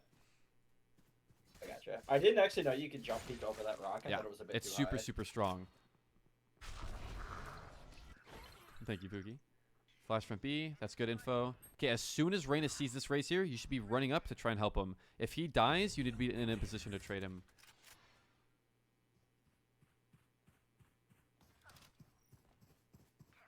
Okay, we're starting to get into a point where I would recommend using your ult.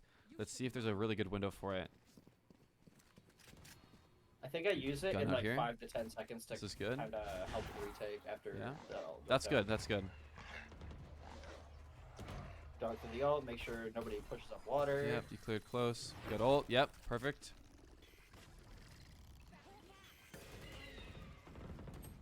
This is good. Spike planted. Clear this close right. Clear close right. Clear close right. Clear corner. You didn't clear corner. They could be. Oh, make sure you clear your corners here, Stevie. Yeah, I didn't clear close right. If they're trigger disciplining you right here, they could kill all three of you by just waiting. That's one thing. That's part of what I was Right talking here. about with maintaining good crosshair placement when I'm going quick. Mhm. Like sometimes I get sloppy and I don't clear all my corners and it punishes me. Yep, that definitely can happen. Last player standing. Phoenix ulted from CT. One's main.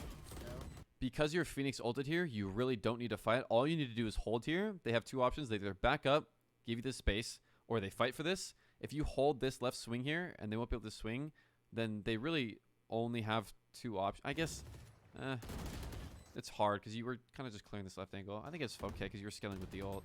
I think it was fine. Scaling with the ult and the rest of the team because I saw us all going out. I'm like, I may as well go too. Yeah, that was a good flash.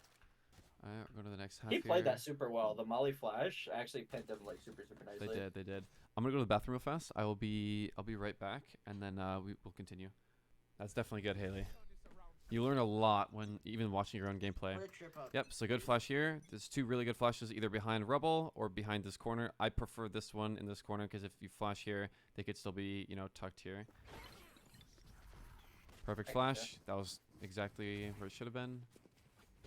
Wait a second here until you hit this tree door and then dog and tree and take this control here. Yeah. You'll see me take plays out of your playbook a lot on attack. Nice. Like dog and That's stuff good. Like that. Yeah. That was Even if it good doesn't though. make sense to me, I like to do it because it's probably the better play than what Yeah, I do. if you have questions like that, like you see me do something like that, feel free to ask. Like there's almost always a reason why I do everything, and if there isn't, then I'll tell you, and then it's just, you know, my fault. So it'll help me identify things if, you know, I am doing something wrong. But I got here, because you bought ghosts, you don't have another flash, you don't have heal, you don't have armor, you don't have info to like flashback sight and, you know, maybe try and take the space. It just takes it makes this a little bit harder. And you're close range anyway. A classic would probably do you a little bit better. Okay. But it is just preference. Perfect omen flash. You back up. Nice. Let's see here. Yeah, the counter flash from that omen was super. Yeah, super you didn't strong. have an I'll give omen him that. smoke heaven, so I don't know. I think that's because he only bought. Oh, he smoked off drop. That's really interesting. So then I would Yeah. change pathing here because of this drop smoke. Again, looking at map like when you're scaling, when you're getting up to this line right here, like close to the cam, be looking at your map. Okay, we smoked off stairs, we smoked off drop. So because this is now the gap, you want to hold this lane instead of scaling this lane. So essentially invert your sight take. Instead of smoking here and pushing, or instead of smoking here and then scaling this way, you smoke off right side, hold this way, and then you scale right side. Does that make sense? Yeah. So we'll see here. So just holding this line right here vertically, and then your team can scale on the right side because then they don't have a threat. This Omen Flash is perfect because then they can just scale on this right side. They don't really have to worry about maybe just have Reyna post up here and hold the swing out from drop. But now because you've scaled up this far, you can die from drop, and that's just about what happened. He swung backside. He didn't come from drop, but it definitely could have been a little bit more beneficial, especially if you had a ghost and you know, you could have held for the swing a little bit more. Yeah, Just- my pathing's kind of rough sometimes. Yeah, it's all right. I mean, you took the space, so that's really good, and you got traded, so it's totally fine. Yeah. You also didn't have util left, so you didn't, you know, waste anything that you had to take. That was the my 7 thought process. Since I didn't have anything left, I may as well just try and push up with the Omen Flash and Yeah. just try to get the pick. But getting counter flashed, Yeah. it was just really good game sense for him to do that. Yep. It was good timing. Okay, so let's check money here. They definitely won't have ults this round, obviously. Nobody got an ace or anything. Stevie is pushing into site. Cypher's going to have to fight flank. That is true, yeah. So once he dies, there's 3 site and / door, and then Cypher is alone for flank. So that's a good point, Haley. So once you died and you left that whole like middle lane or the stairs lane or anything like that, now your Cypher's isolated, and if they mass flanked, because you know it's pistol, they could be all together, then your Cypher could die, and now your site's isolated, now you lost lobby control, things like that. Because yeah, Haley's right, they did break B door before you scaled site.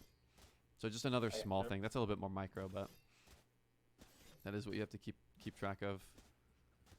So hopefully you guys full buy here. Again, a full buy, so you use every bit of credits you have. I think I deadass have 0 credits. Yeah, I do. That's good, yeah. As many as you can buy.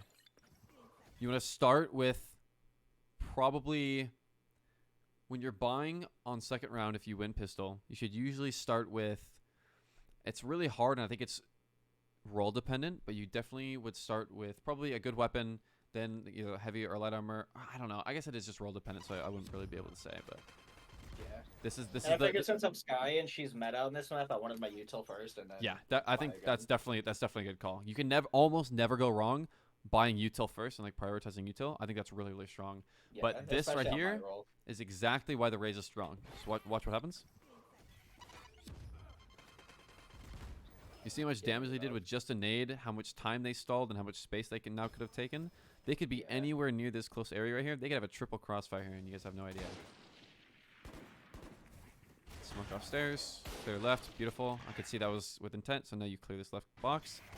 You gotta make sure you clear that box, especially on an eco. Especially on eco rounds. Especially on Eco. Yeah, I got you. Okay. I would still probably dog through door here, or dog through, you know, tree here, and try and take this control, because then you can clear this corner without risking these guys' lives to, you know, clear it. Because if they have to look left and they get swung at that timing, it's really, really bad for them. And also, when you dog up this way and you scale sight this way, after the dog ends, because there's nobody to take that space right away, they can still just walk out of the smoke, and now they could be on the box again. That was part of why I threw the flash too, was to prevent like any cross timings. Yeah, which is good. If it didn't grab any info, then I just keep That was going. perfect. That was the right counterplay to dogging through that in the first place, because you got that space and then you held it with the flash. That was good. Nice, controlled. You didn't panic spray. Looks like a little bit of 1v1s on the right side. I would be holding probably sight here. They can't be through this because of the cage, so you would hear them, you know. And you have a Phoenix in front, so it's not really a threat right now. I would be holding behind you because they could be walk scaling, and if they hard clear you, kill you, get the gun, it's the 2v2, and it's completely different. Okay, you heard him back sight. Flash, didn't hit anyone. Nice. Let's see how close that flash timing was to the tap. It was before. Okay, yeah, that was good. That was perfect. Cleared close. That was good. Yeah, you have full util again, and you're saving here. You have 3k. That's perfect. Your Talk buys seem about to be how I really don't good. care if Cypher's Malday. I'm gonna try my hardest to win this game I for like us. that. I like that, and you guys won. Yep. Do you see how Cypher caged this? Because it's a really, really good attacking cross. That's why it's really bad on defense, because it allows them to cross rebel and scale up this way a little bit easier. It also just cuts the sight line off from this guy, so he can't see anymore. And then I by don't think that was his smoking, thought process there, it I'm not definitely gonna wasn't. lie. It definitely wasn't. But for future, anyone Well, playing I will Cypher or keep that Omen in or mind, Viper, yeah. it's definitely strong. Another reason it's really good, it makes it especially strong when you smoke this.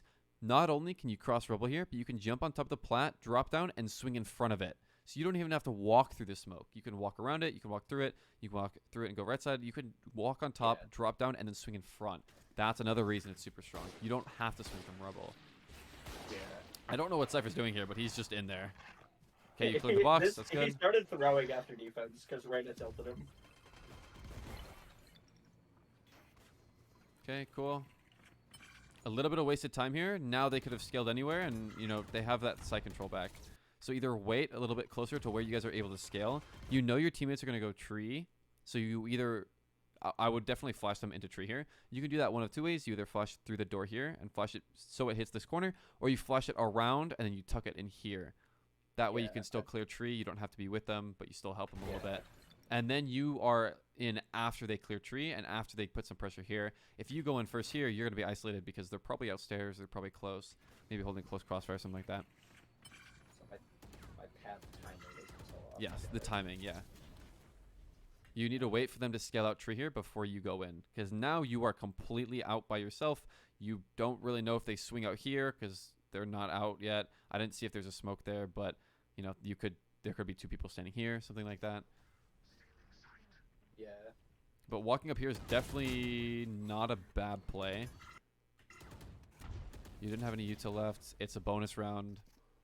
Taking a 1v1 here. You walked up, you took a timing. I'll try to get a fade. Yeah, aiming a little too high, but this angle is kind of hard because it's elevated above where you are, so it's a little hard to tell. That's one thing I pointed out too. Pre-aiming on elevated surfaces is a weakness of mine. Okay, yeah.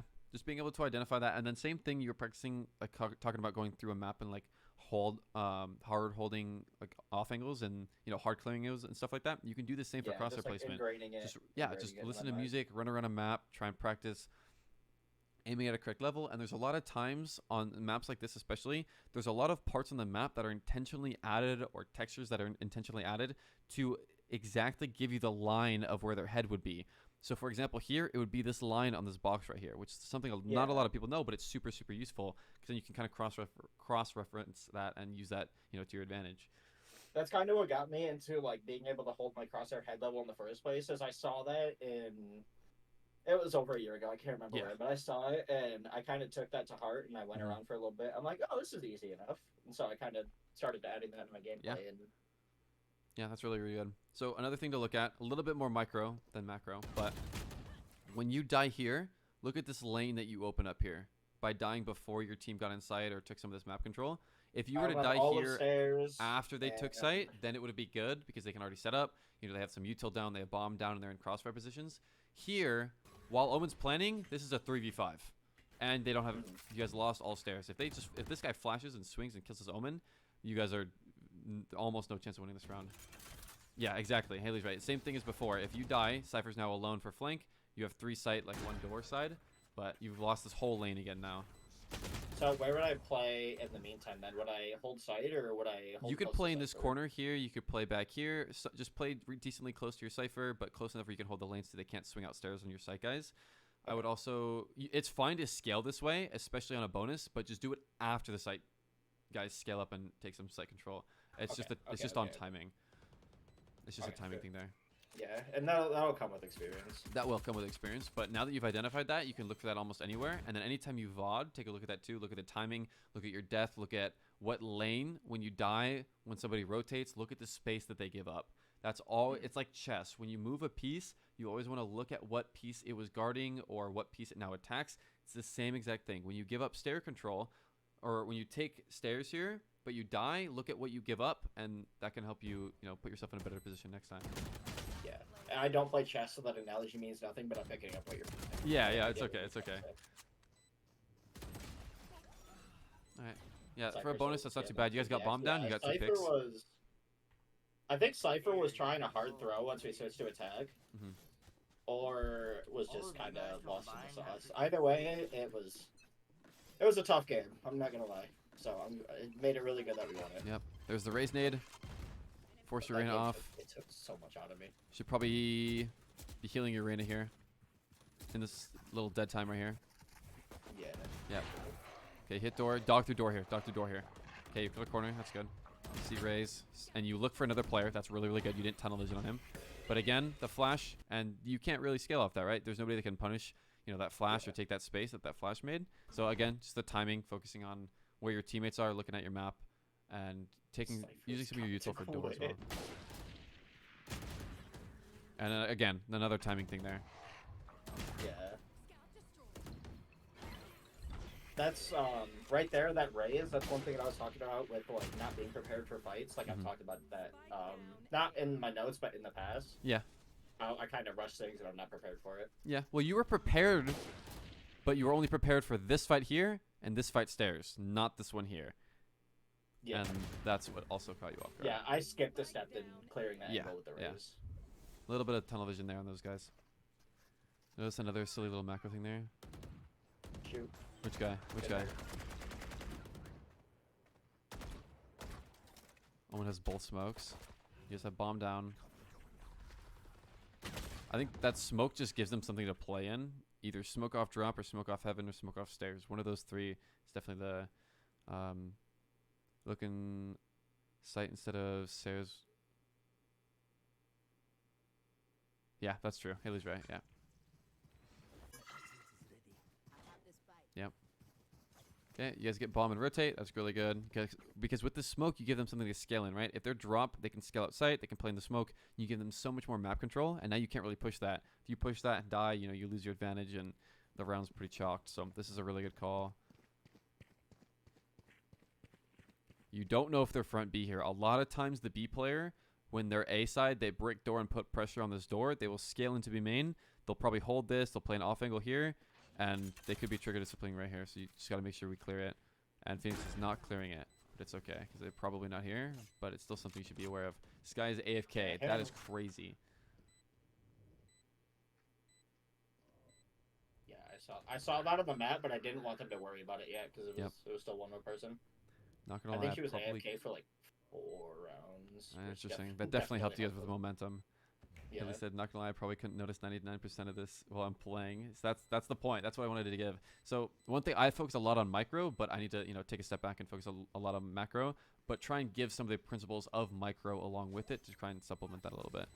Flashing off tap, that's perfect. Force him off, isolated him, and this guy's AFK. Yeah, these guys played this super well. Yeah, and that's one thing about my elo is I have some macro, some micro, but I'm a mixed bag. Yeah. I'm not specialized. Most in people one are category. mixed bag, but they focus too much on the micro. It's a lot of those like videos that say like, the top 20 tips, to, master this agent, and it's just like a bunch of like super micro stuff. And if you don't have the macro stuff to go with it, then it's really useless. Okay, so this is a flash. There's specific flash tech here, so let's see how you flash it. Perfect. Do you know why that flash is super strong, or why that flash works, or why you do it that exact way? It could one push a potential opper off the angle because that flash will hit them.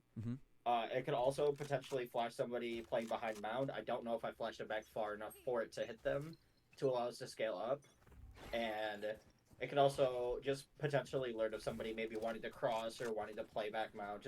It's really good at info and pushing somebody off so we can take. Yeah. So the reason it might even look like it's a very, very small detail, but when you flash around this corner, it's very, very good that you flash deep like this. Right? I'll pause it exactly at the right moment. Right. Because it won't flash somebody who's wanting to peek out. Yeah, so when you flash it that long, what you're doing is you're catching the time between when you're swinging and by the time they could scale. So when you throw a flash and you extend it out a little bit like that, they can only be, you want to try and envision how far they could run by the timing of when you pop the flash. So when you extend the flash out a little bit, like half a second out that way, they can only be around this area. Any longer, and they can get to this box. Any shorter, and they could still cross. They could play anti and then cross after. So by the time you guys swing with that flash, I went slightly extended, they can't be anywhere here. And if that doesn't hit anyone, you are guaranteed not anyone playing mound, or there's nobody box. And that allows you to take this much easier. You don't even need a dog here. You don't need a flash. You don't need anything else. And now you don't have to clear anything. If it hits anyone at all, it opens up the possibility that they're mound or box. But if not, then then you have this area clear. And that's essentially how you min-max like the sky flash, is you catch it with the timing of when you throw it, when you flash it, and when they could be there. Yeah. So that's a very, very, very micro thing. But the super min-max timing was kind of lucky, but the general thought process was there and it was good. Yeah, that is Um, definitely the best flash for that, and that's why you throw it above, you throw it early, and then you throw it half a second too late to catch them before they get mound, before they get boxed, but it'll catch them if they are. I got you. Yeah, I'm I not- knew why to throw the flash. Like I said, the timing Yeah. timing itself was kind of lucky. Yeah. Okay. Also, you see me. I calmed Killjoy wasn't there at first because I didn't see like the alarm bot molly setup that most people do on the left side, Yeah, and then you I see saw it, the turret. notice and I it pinging retracted out, the and you call info. it. Yeah, That's. and Is this called my it. flash right here? Back pillar. Yeah. Yeah. I understand why people do that too. It could Yeah, it's like definitely push somebody really back into strong. CT and help us help us take site. Yep. So Which that is Yep. it's exactly what it did. that was good. So using 2 flashes there, I think is totally fine. So use the first one to clear mound, second one to clear all of elbow and this bend right here. So that gets your Reyna in, and then the flashback sight that tells you Reyna either there is somebody there or there isn't somebody there. If there isn't, maybe you can get in this corner, play crossfire, something like that. But that is totally fine. Not having util here is perfectly fine. It got you the sight, got you mound, everybody's safe, nobody died. You didn't risk getting off or anything like that.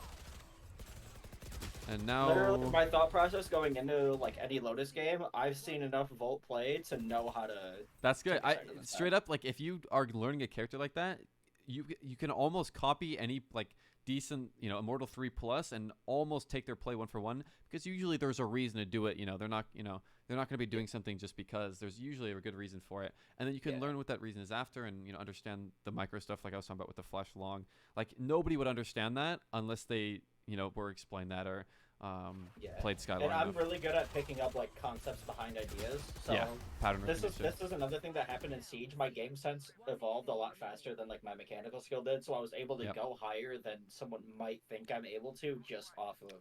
I would KD8 that I level. would rather have a game sense that went faster than your aim every day of the week. Any day of the week, by far.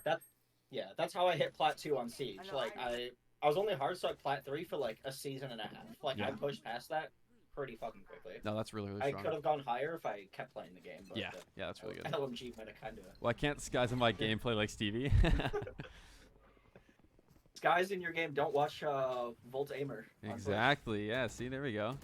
This is why I like watching high elo players because I can learn. All right. Like when I find a game I like, I want to. Yeah, that's learn really how good. to play it first before I learn how to shoot. Let's see our buy here, because I see you buy the util and then sell it. I was requesting a buy, and I called and get asked one. if somebody could. Yeah, I see. I see. I asked if somebody could buy me, and then I just forced with the team. You'll see this happen a lot. Like our team tilt forced a lot. Yeah. So you'll see me request a buy and then sell my util and then just buy with the team. It looks like only your Omen tilt force, but this is bonus, so you don't really need to force here. I wouldn't buy up here. I would buy full util. I would buy full util. Save whatever else you can. You don't even need armor or a gun here. I would just save, and then if your teammate dies, get a gun from them or something like that. It's more so later where you see the tilt forcing come into play. Okay, It's just okay. like preemptively letting you know. Yeah, like because that. now you don't have a dog. You don't have another flash. You guys are stuck here unless you use some other util. Which Cypher throws the cage down. I know his intent wasn't good, but it's good for us. So Good for us, yeah. take advantage of it. Well, Phoenix ran up. He didn't clear this close. That could be a little scary. This angle on the left side. You want flank ready? You wait. I could tell you were looking at map here. Right. Right here. You're looking at map. And then you look, but yeah, that was good. Okay, you see 2 stairs. That wasn't bad. You didn't panic crouch spray. You bursted him, strafed a little bit. Yeah, I'm usually pretty good about not panic spraying unless I move in like 5 meters, which at that point I know it's not too bad of an idea.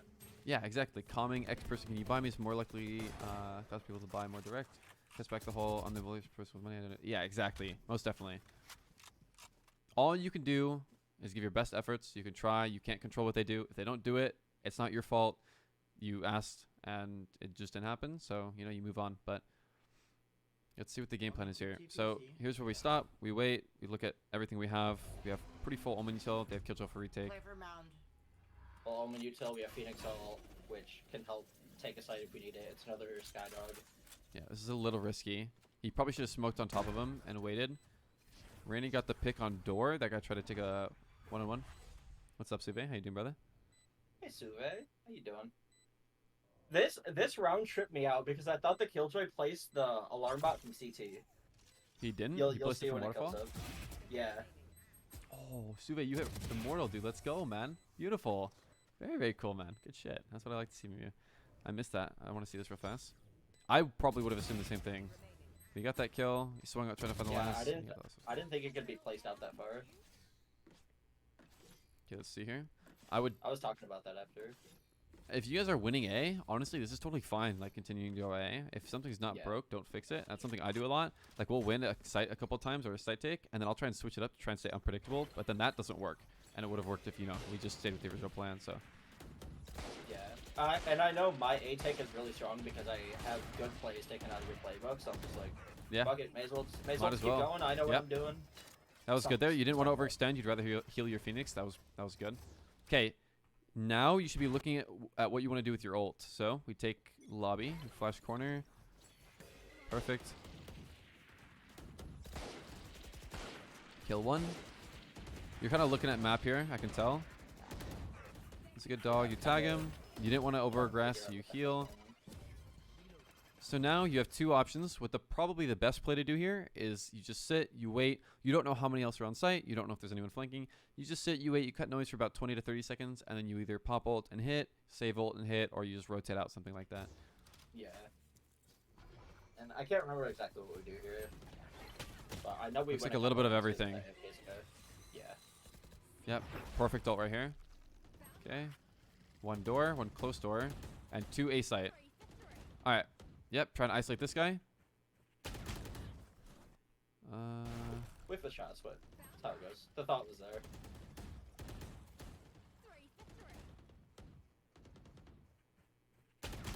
Yeah. That's pretty difficult. I would have done one of two things. Either ask for a flash from your Omen. Your Omen's Yeah, like behind he- you, like so it he would have did been a for little bit... himself. It would have probably taken like a second or two from the run up, but it definitely... And he was going to flash it anyway, so... Yeah. Just taking a look at your teammates, trying to see if there's any util that they could use to help you out. Would definitely help you in that position as well. Yeah, listen And where then that we Omen take B TP'd 'cause again. we know the best we do is Let's see. A at that moment. I think I heard that seaside. Yep, there's main. Yep, there it is. Spike down B. I don't know if you heard that or not, but I definitely heard it. I heard some audio cue there. I thought I heard it, but I didn't want to give a bad comm, Yeah. especially with it being a 2v2, so Yeah. I let it go. That's probably what I would say too, is not to ghost comm in a situation like that unless you know for a fact they're there, like you saw them, or you have a direct audio cue. There's not really a reason to like comm somebody, like ghost comm somebody like that, unless you have info that they don't. Like you saw somebody else's POV, you saw somebody rotate somewhere, and you need them to dogs here and everything. I guess, yeah. It's very, very slight, but you can hear it. Let me see if I can point it out where. Yeah, Turn it and up. like as soon as I die, I'll just hold the bat for the rest of the round and just call off of like enemy question marks that I see. Can you hear it? Ready? Do you see how it shifts from one ear to the other and it goes on Seaside? I don't know if that's just luck, and I guessed. It very well could be, and I'm just going off game sense, but it very much sounded like he was either here or C-long. My intuition said Player yeah, standing. and he that's walked what up. that's where I thought he Spike went. down B. 'Cause I would say, though, it's definitely my- better to not ghost comm that, like you said, and that's definitely good. in my mind, ulting B main and either catching a rotator off or killing planters the play. Yep. If I'm in there, that's my thought process. Okay, let's see. Flash around corner. Yep, you throw it the same way, which means you're definitely using my flash there. That's perfect. Yep. Yep, run up. Straight out of the Andy playbook. Yep. Yeah. Look at the cypher face. Like, I didn't let it tilt me though. I did my best not to let the cypher tilt me. Yeah, that's good. That was really, really good. Identifying the Phoenix is pushing through waterfall, so you flash to try and help him. I like that. I also knew it wasn't clear, so I wanted to throw a flash regardless for info, but him pushing up just made that better. Yeah, through hitting. That's right. You got tagged. Okay, so here's where we need to stop. We need to take a look at map, see what's going on. We have one Omen Smoke waterfall. We have Cypher and Phoenix out C mound. We have a cam for flanks. They're probably not there. We should be looking at what our Omen's doing. And he's playing backside. He's playing lower. So he's holding the waterfall run out. You could have also taken a time right here because it wouldn't have taken long here. Just heal your Omen right here while you can. Just keeping an eye on his health. That could be the difference in this round. Yeah. And then another very, very micro thing here. When you're fighting on this left angle here, right here, when you strafe left, you commit yourself to the angle, and you have one of two options. You either back up into the corner and play time, but force yourself in an angle where they can hard clear you, or you kind of just sit there and fight this and end up losing the fight because then you have to back up. When you swing left that far, you just put yourself too far in the open, and this is exactly what can happen. That strafe left puts you too far committed to the angle, and then you couldn't get back. So just be aware of angles and things like that.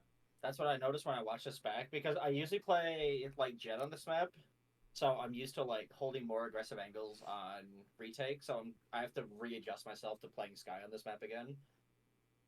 Yeah, for sure. And now that you were too far on the angle, you try to go back, and you die trying to get back. And now it's a 3v4 because you died to Sky. You gave him Sky ult. Omen got hit, so that could have been the difference between that kill. You lost sight. And you guys probably lose this round. Yeah, we do. We were trading rounds up until I think 11-11, and then we strung 2 and won the game. Gotcha.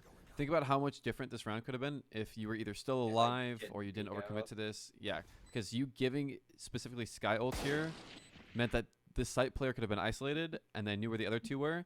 You no longer had the threat of if there was somebody elbow or how many people were elbow, who was playing post, where somebody else was, and that was definitely the difference in that round. Yeah. That's what I thought to myself too. I'm like, I overextended that. I gotta tone down my ego a little bit when in post play. Yeah, just being more proactive, looking at your teammates, looking at positions, things like that. Yeah, no killjoy raise here. Yeah, it's very hard to take space and things like that. That was a great pick from Reyna. You got to. Good cypher ult there. Where's your dog? Where's your dog? Your Cypher has 7k. Your Reyna has 2900. Sell your gun. Get a buy from somebody. I don't want to go C. You had plenty of money there. Either B or A. Remember, start of the round, look for two things. Look at ults and look at money every single time.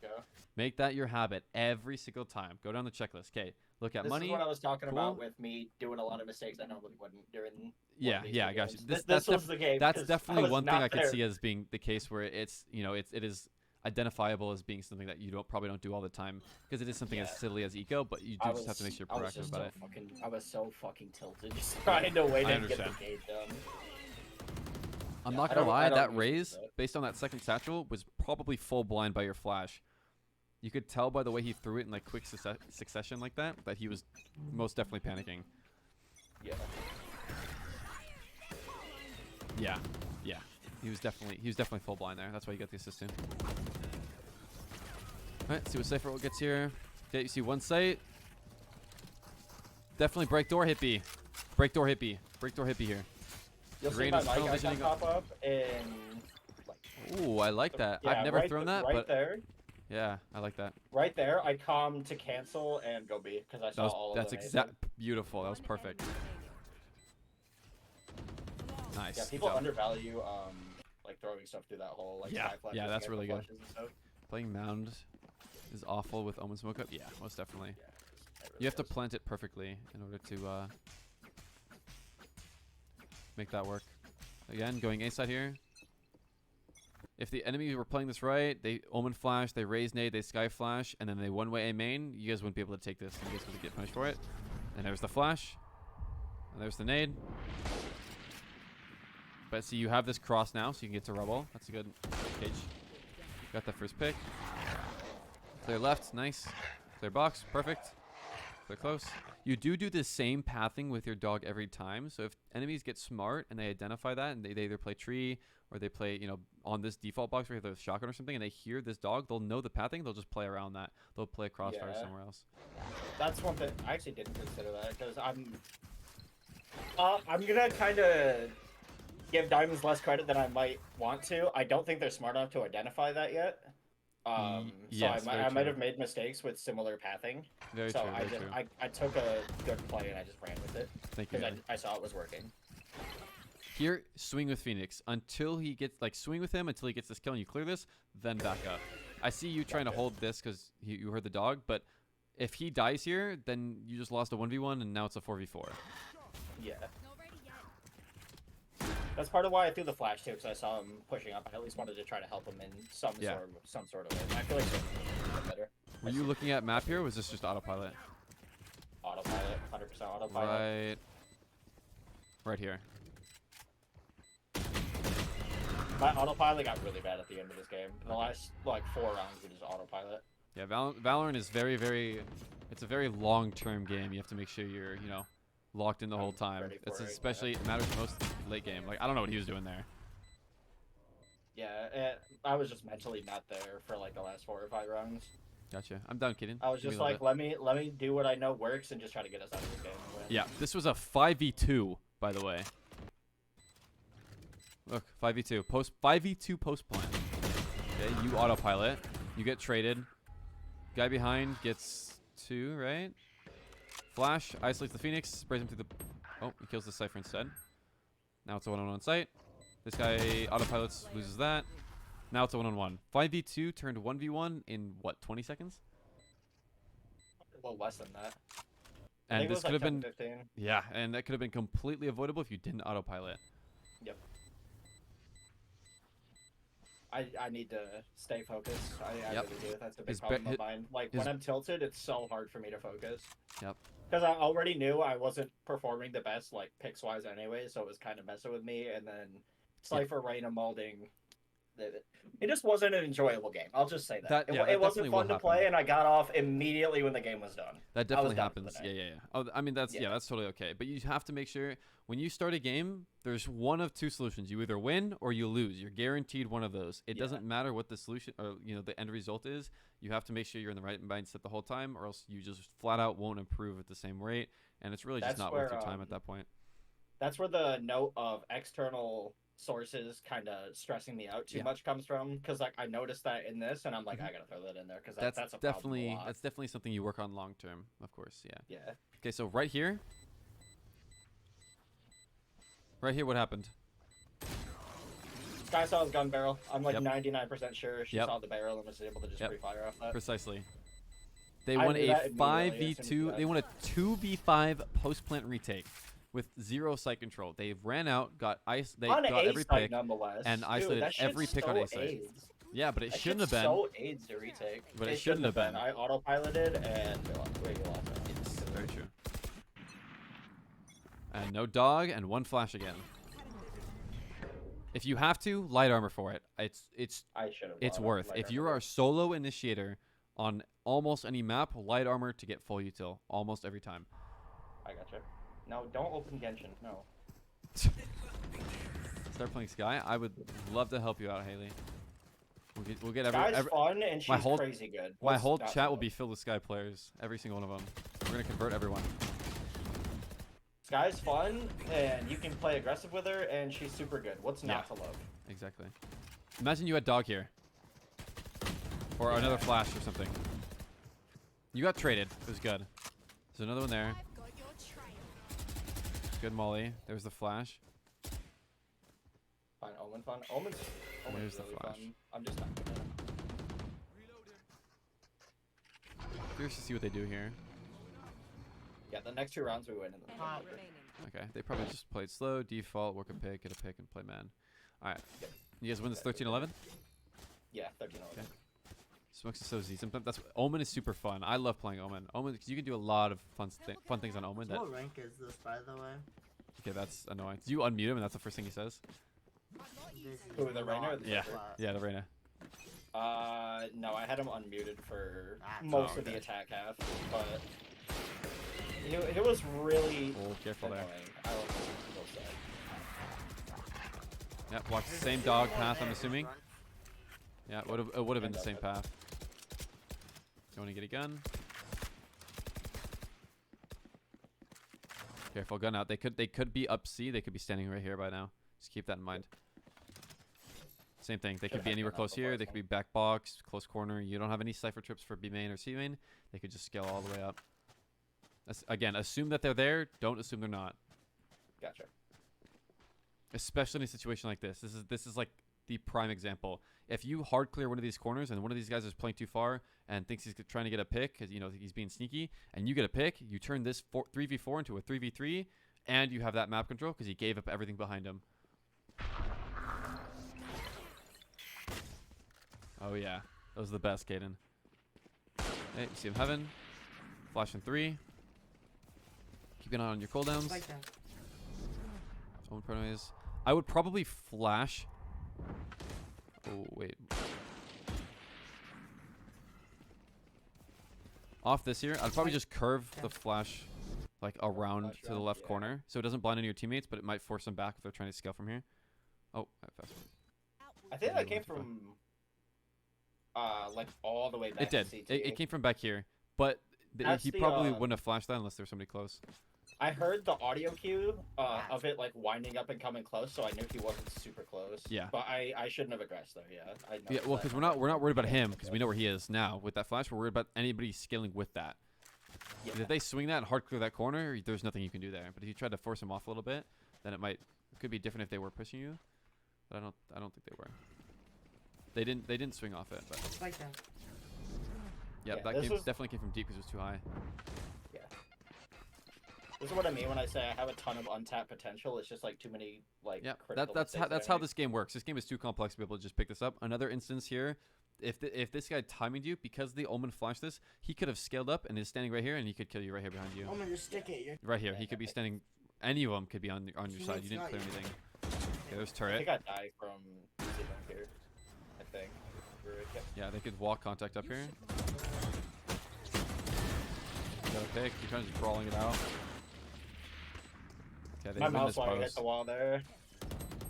Nice. That's a beautiful trip. It's a good kill trip. That's so annoying. He wins this. Wow. And he just win the angel. All right, that was pretty good. I think your Sky definitely looks a little bit more comfortable than your Fade, but I think You're both are fine. very, very Cypher, you suck. Never talk tunable. to They're me both again. very standard agents. Yeah. That was good. It's smaller stuff that I probably wouldn't have been able to pick up myself Mhm. because I don't have like the mind of someone who's been playing the game for Yeah, for an so many eternity. years. Yeah. But I know like at least a few things of what I have to work Mhm. on in each I think the category, majority of which this is nice. probably stands true. So let's see. Let's take a look at this again. Now that we've watched both games, shooting strafing targets. I think you did a good job of that. So for example, when you were on, oh, that's too inverted. I'm not gonna go back. When you were on A side, you were looking stairs and you were attacking.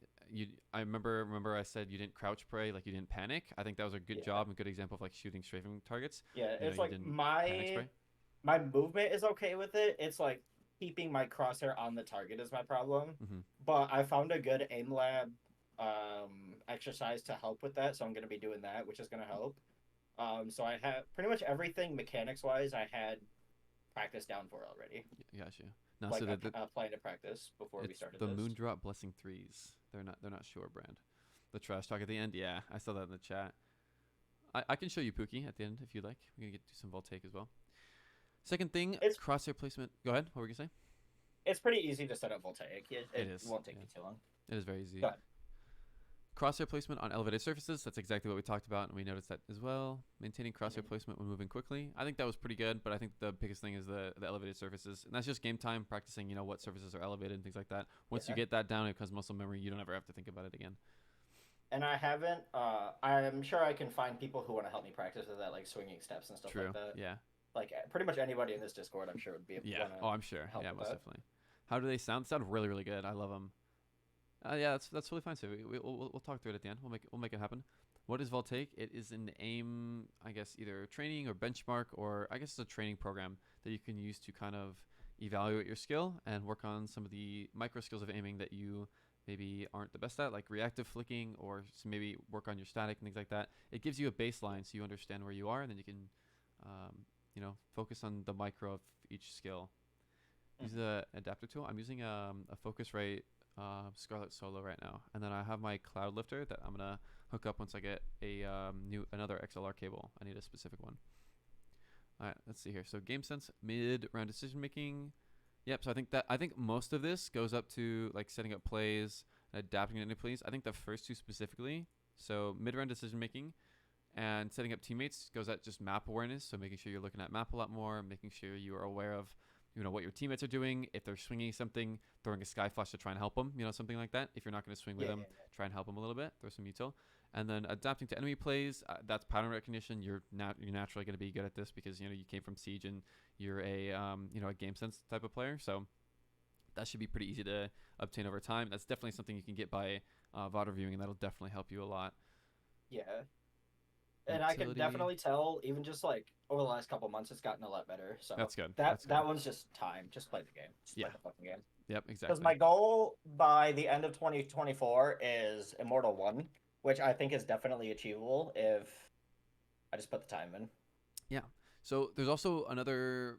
It's decently small, but a lot of people will say, and I would take this, with a grain of salt because it is just my perspective. But I think it's a lot easier to say instead of an end rank, say how you're going to do there. So instead of my end goal, that's it's why Immortal I laid 1. a lot of this stuff out. I know how to work on it. Exactly. Like, you won't be able to meet a goal if you don't know how you're going to get there, right? So instead of saying I want to hit this rank, I want to hit X rank by X amount of time, say I'm going to hit X rank by doing, I'm gonna play for 4 hours or I'm gonna play for 2 hours, whatever time slot you have, you can use that accordingly, and then say I have this amount of time, I'm going to play for 2 hours, I'm gonna VOD review for 1.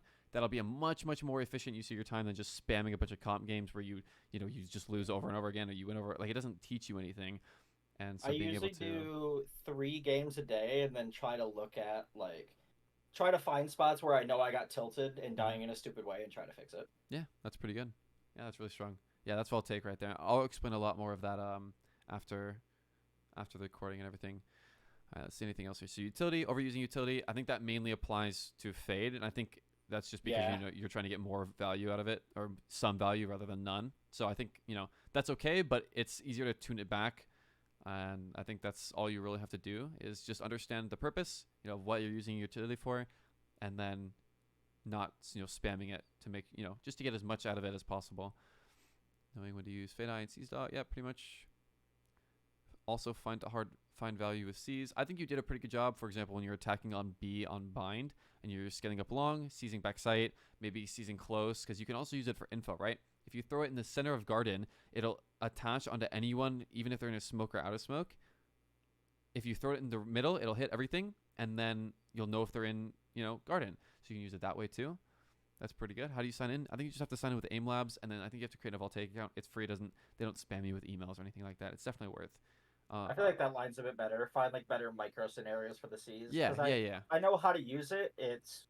I think majority of the sometimes time, I don't use it correctly. Majority of the time, if you won't know that they're in a corner or not. Use it to check the corner. That's essentially what you're doing. You're using it as a way to clear the corner before without actually swinging it. If you check your Discord, that's part of like an A take on Bind that I did. I seize barrel on one of my takes if I'm going shower. That way I can clear that out. And then save maybe second prowler for retake or like taking another area. Mm-hmm. Yeah. So that first prowler is really good. Just on that first prowler long, make sure you clear that left corner and long because they can scale there before then. Yeah, that's why I like. Okay.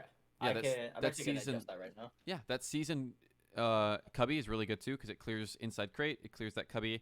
Another good one is backside. You can even throw it from long into under. Here, I'll pull up Valoplant right now and actually show you guys so I can demonstrate some good spots here. Valoplant. Oh, it's going to invert everything again. Okay, so let's see here. So I can show you some good C spots. Bind attack. So you can seize. Oh, I'm going to swap map here. Didn't save my stuff, which is unfortunate. So you can seize here. That clears all of garden and everything like that. You can seize this corner here, so you can just bank it off this wall, land it here. You can throw it here to clear all that corner, clear inside a little bit, but mainly for this corner. You can even throw it under hookah. That one's also really strong because most of the time, if you have a player that plays under hookah a lot and they have a shotgun, that will punish them for that. Another really good one is backside. And like I said, instead of throwing it straight back this way and you lose all this top half of value, throw it as close to the center as you can, so it hits everything. It's a wider range. You can even throw it here, throw it deeper. Any angle like this, you really want to throw it. It's really hard to not get value from unless you can't see it. I mean, even backside, just because you can't see it doesn't mean it's not good. But that's probably what even CT. I tend to pair the backside one with a raise nade Mhm. if I know I have a raise. And That's that definitely Vine the game, best I thing to do didn't there, have yeah. one, so I didn't call Yeah. for that. But usually I do. Then I would switch up your C's and use it for info. So see something close, see close cubby, bank it off this wall, land it here, have it land like this, clear garden. Just use it for info, and Yeah, that It'll one harm- that I you'll- threw you'll on punish right somebody side for that tube, easy. that's like in the instance I don't have a raise to like get a kill backside with, I'll use it Mhm. for like right side info or whatever. yeah, gotcha. That's really good. Yeah, that's really strong. Same thing for A. I mean, if you're attacking either you, back truck, I think it's really, honestly, really, really good to just throw it back side or back truck. Keep somebody posted here so you can take U-Haul or something like that, and they can't really trade or skill anymore. So that's pretty important. That's pretty solid. All right. So now we're just gonna go over some of the things at the end. Sorry for the cutoff. Had some technical issues. Let's see. So we ended pretty much at utility. Basically, the last thing we mentioned is using Sky Ultimate. I think the uses of Sky Ultimate in the last VOD specifically were they were pretty much what you should be doing. It's kind of hard to mess up with Sky Ult. It's just about the timing and how often. And I think That's what I struggle with is the timing. yeah. And so we covered Which, like that. I said, inexperience, so I'll Yeah. learn that. I mean, that just takes time, same as anything else. When to Yeah, use it? building Is that up a big good one? habits while I'm at it. Oh, when to use it? Yeah, it's not a big one. Yeah, exactly. And then mentality, putting too much pressure on yourself to perform, losing confidence too quickly after a couple bad fights, tanking my performance. The biggest thing is to kind of detach from your KD a little bit, in the sense that you want to be able to look at everything objectively and know you're not going to win the game, or you're not going to do exponentially better by trying to overcompensate or trying to do things that you probably wouldn't, just maybe get a kill or two to kind of fill that gap to make sure you're positive again. You will win the game by taking it round by round basis, saying, okay, what will win me this round? Playing my life here, not dying. That's the type of things that will win you the round, and not necessarily peaking, getting a kill, getting your stats up a little bit more. It doesn't matter at the end of the day. Whatever your stat is going into that round, that's all previous rounds. What you need to focus on is that round, and then the next round to make sure economy is good. My performance pulse good, too, it's stuff not like even that. it's KDA's part of it, but it's also like my util usage and stuff gets affected because my head's kind of clouded, so I gotta kind of work on keeping a level head. Yeah. Which that's been a problem since I played Siege too. Like, this has been a thing for a while. It's gotten a lot better. If you VOD reviewed my Siege gameplay, you would notice I tilted a ton, but That's it's also gotten Siege, though. better. Sometimes I still struggle with it, Yeah. but Siege know, can be it's tilting. it's a frustrating fucking game. Both games are frustrating as hell to play, so it's gonna happen. True. Like, sometimes this game is just fucking bullshit. Yeah. No, there are a lot of times where you are genuinely lucky, but the problem is when you get in the mindset of everything's unlucky, then you start dismissing things that you could learn from, and almost always, 99% of the time, it is something you could have done better. This game's too complex to be able to do something perfect, like a perfect Tetris run or a perfect chess play or something like that. It's a lot different. Yeah. It's like I said, literally New Year's Day, I'm like, 2024, I'm done coping. I'm gonna work for what I want. Yeah, that's a good start. So, in summary, when you hear Phoenix Ult, throw Prowlers to slow it down. It forces them to either shoot the Prowler, run through it. It stalls a little bit longer, allows you to swing off it. If they're shooting the Prowler, you can swing and maybe, kill that Phoenix Ult for free. Quote unquote free, with cost of a Prowler, but that's better than losing a life. Yeah, what's up, Andrew? W Prowlers, if you have to against Phoenix Ult, it's better to use both and, sacrifice a little bit of util that guarantees none of you guys die. Also use Prowlers for map control and for defensive measure. That goes into the next thing.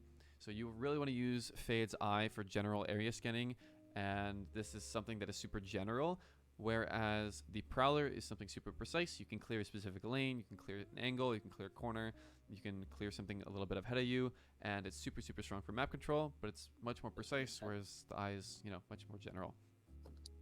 And Use then, Prowlers with intent. That's what I'm picking up. Yes. Use Prowlers sure for it's intent. If you have a correct. guess if somebody's there, go ahead and eye it. It's just better to use that than not use it at all. And Yeah. if you have Eye's it on a free and cooldown, it's you might as retarded. well. Exactly, yeah.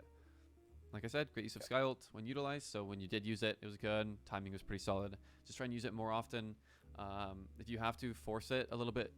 If you have a time where you don't know if you're going to use, you don't know if you should use it or not, then go ahead and kind of just throw it, because it's better to have the info than nothing at all. And then make sure you look at your map. That is probably the biggest thing, and the number one takeaway from all this goes back to the Fade map and the Sky map.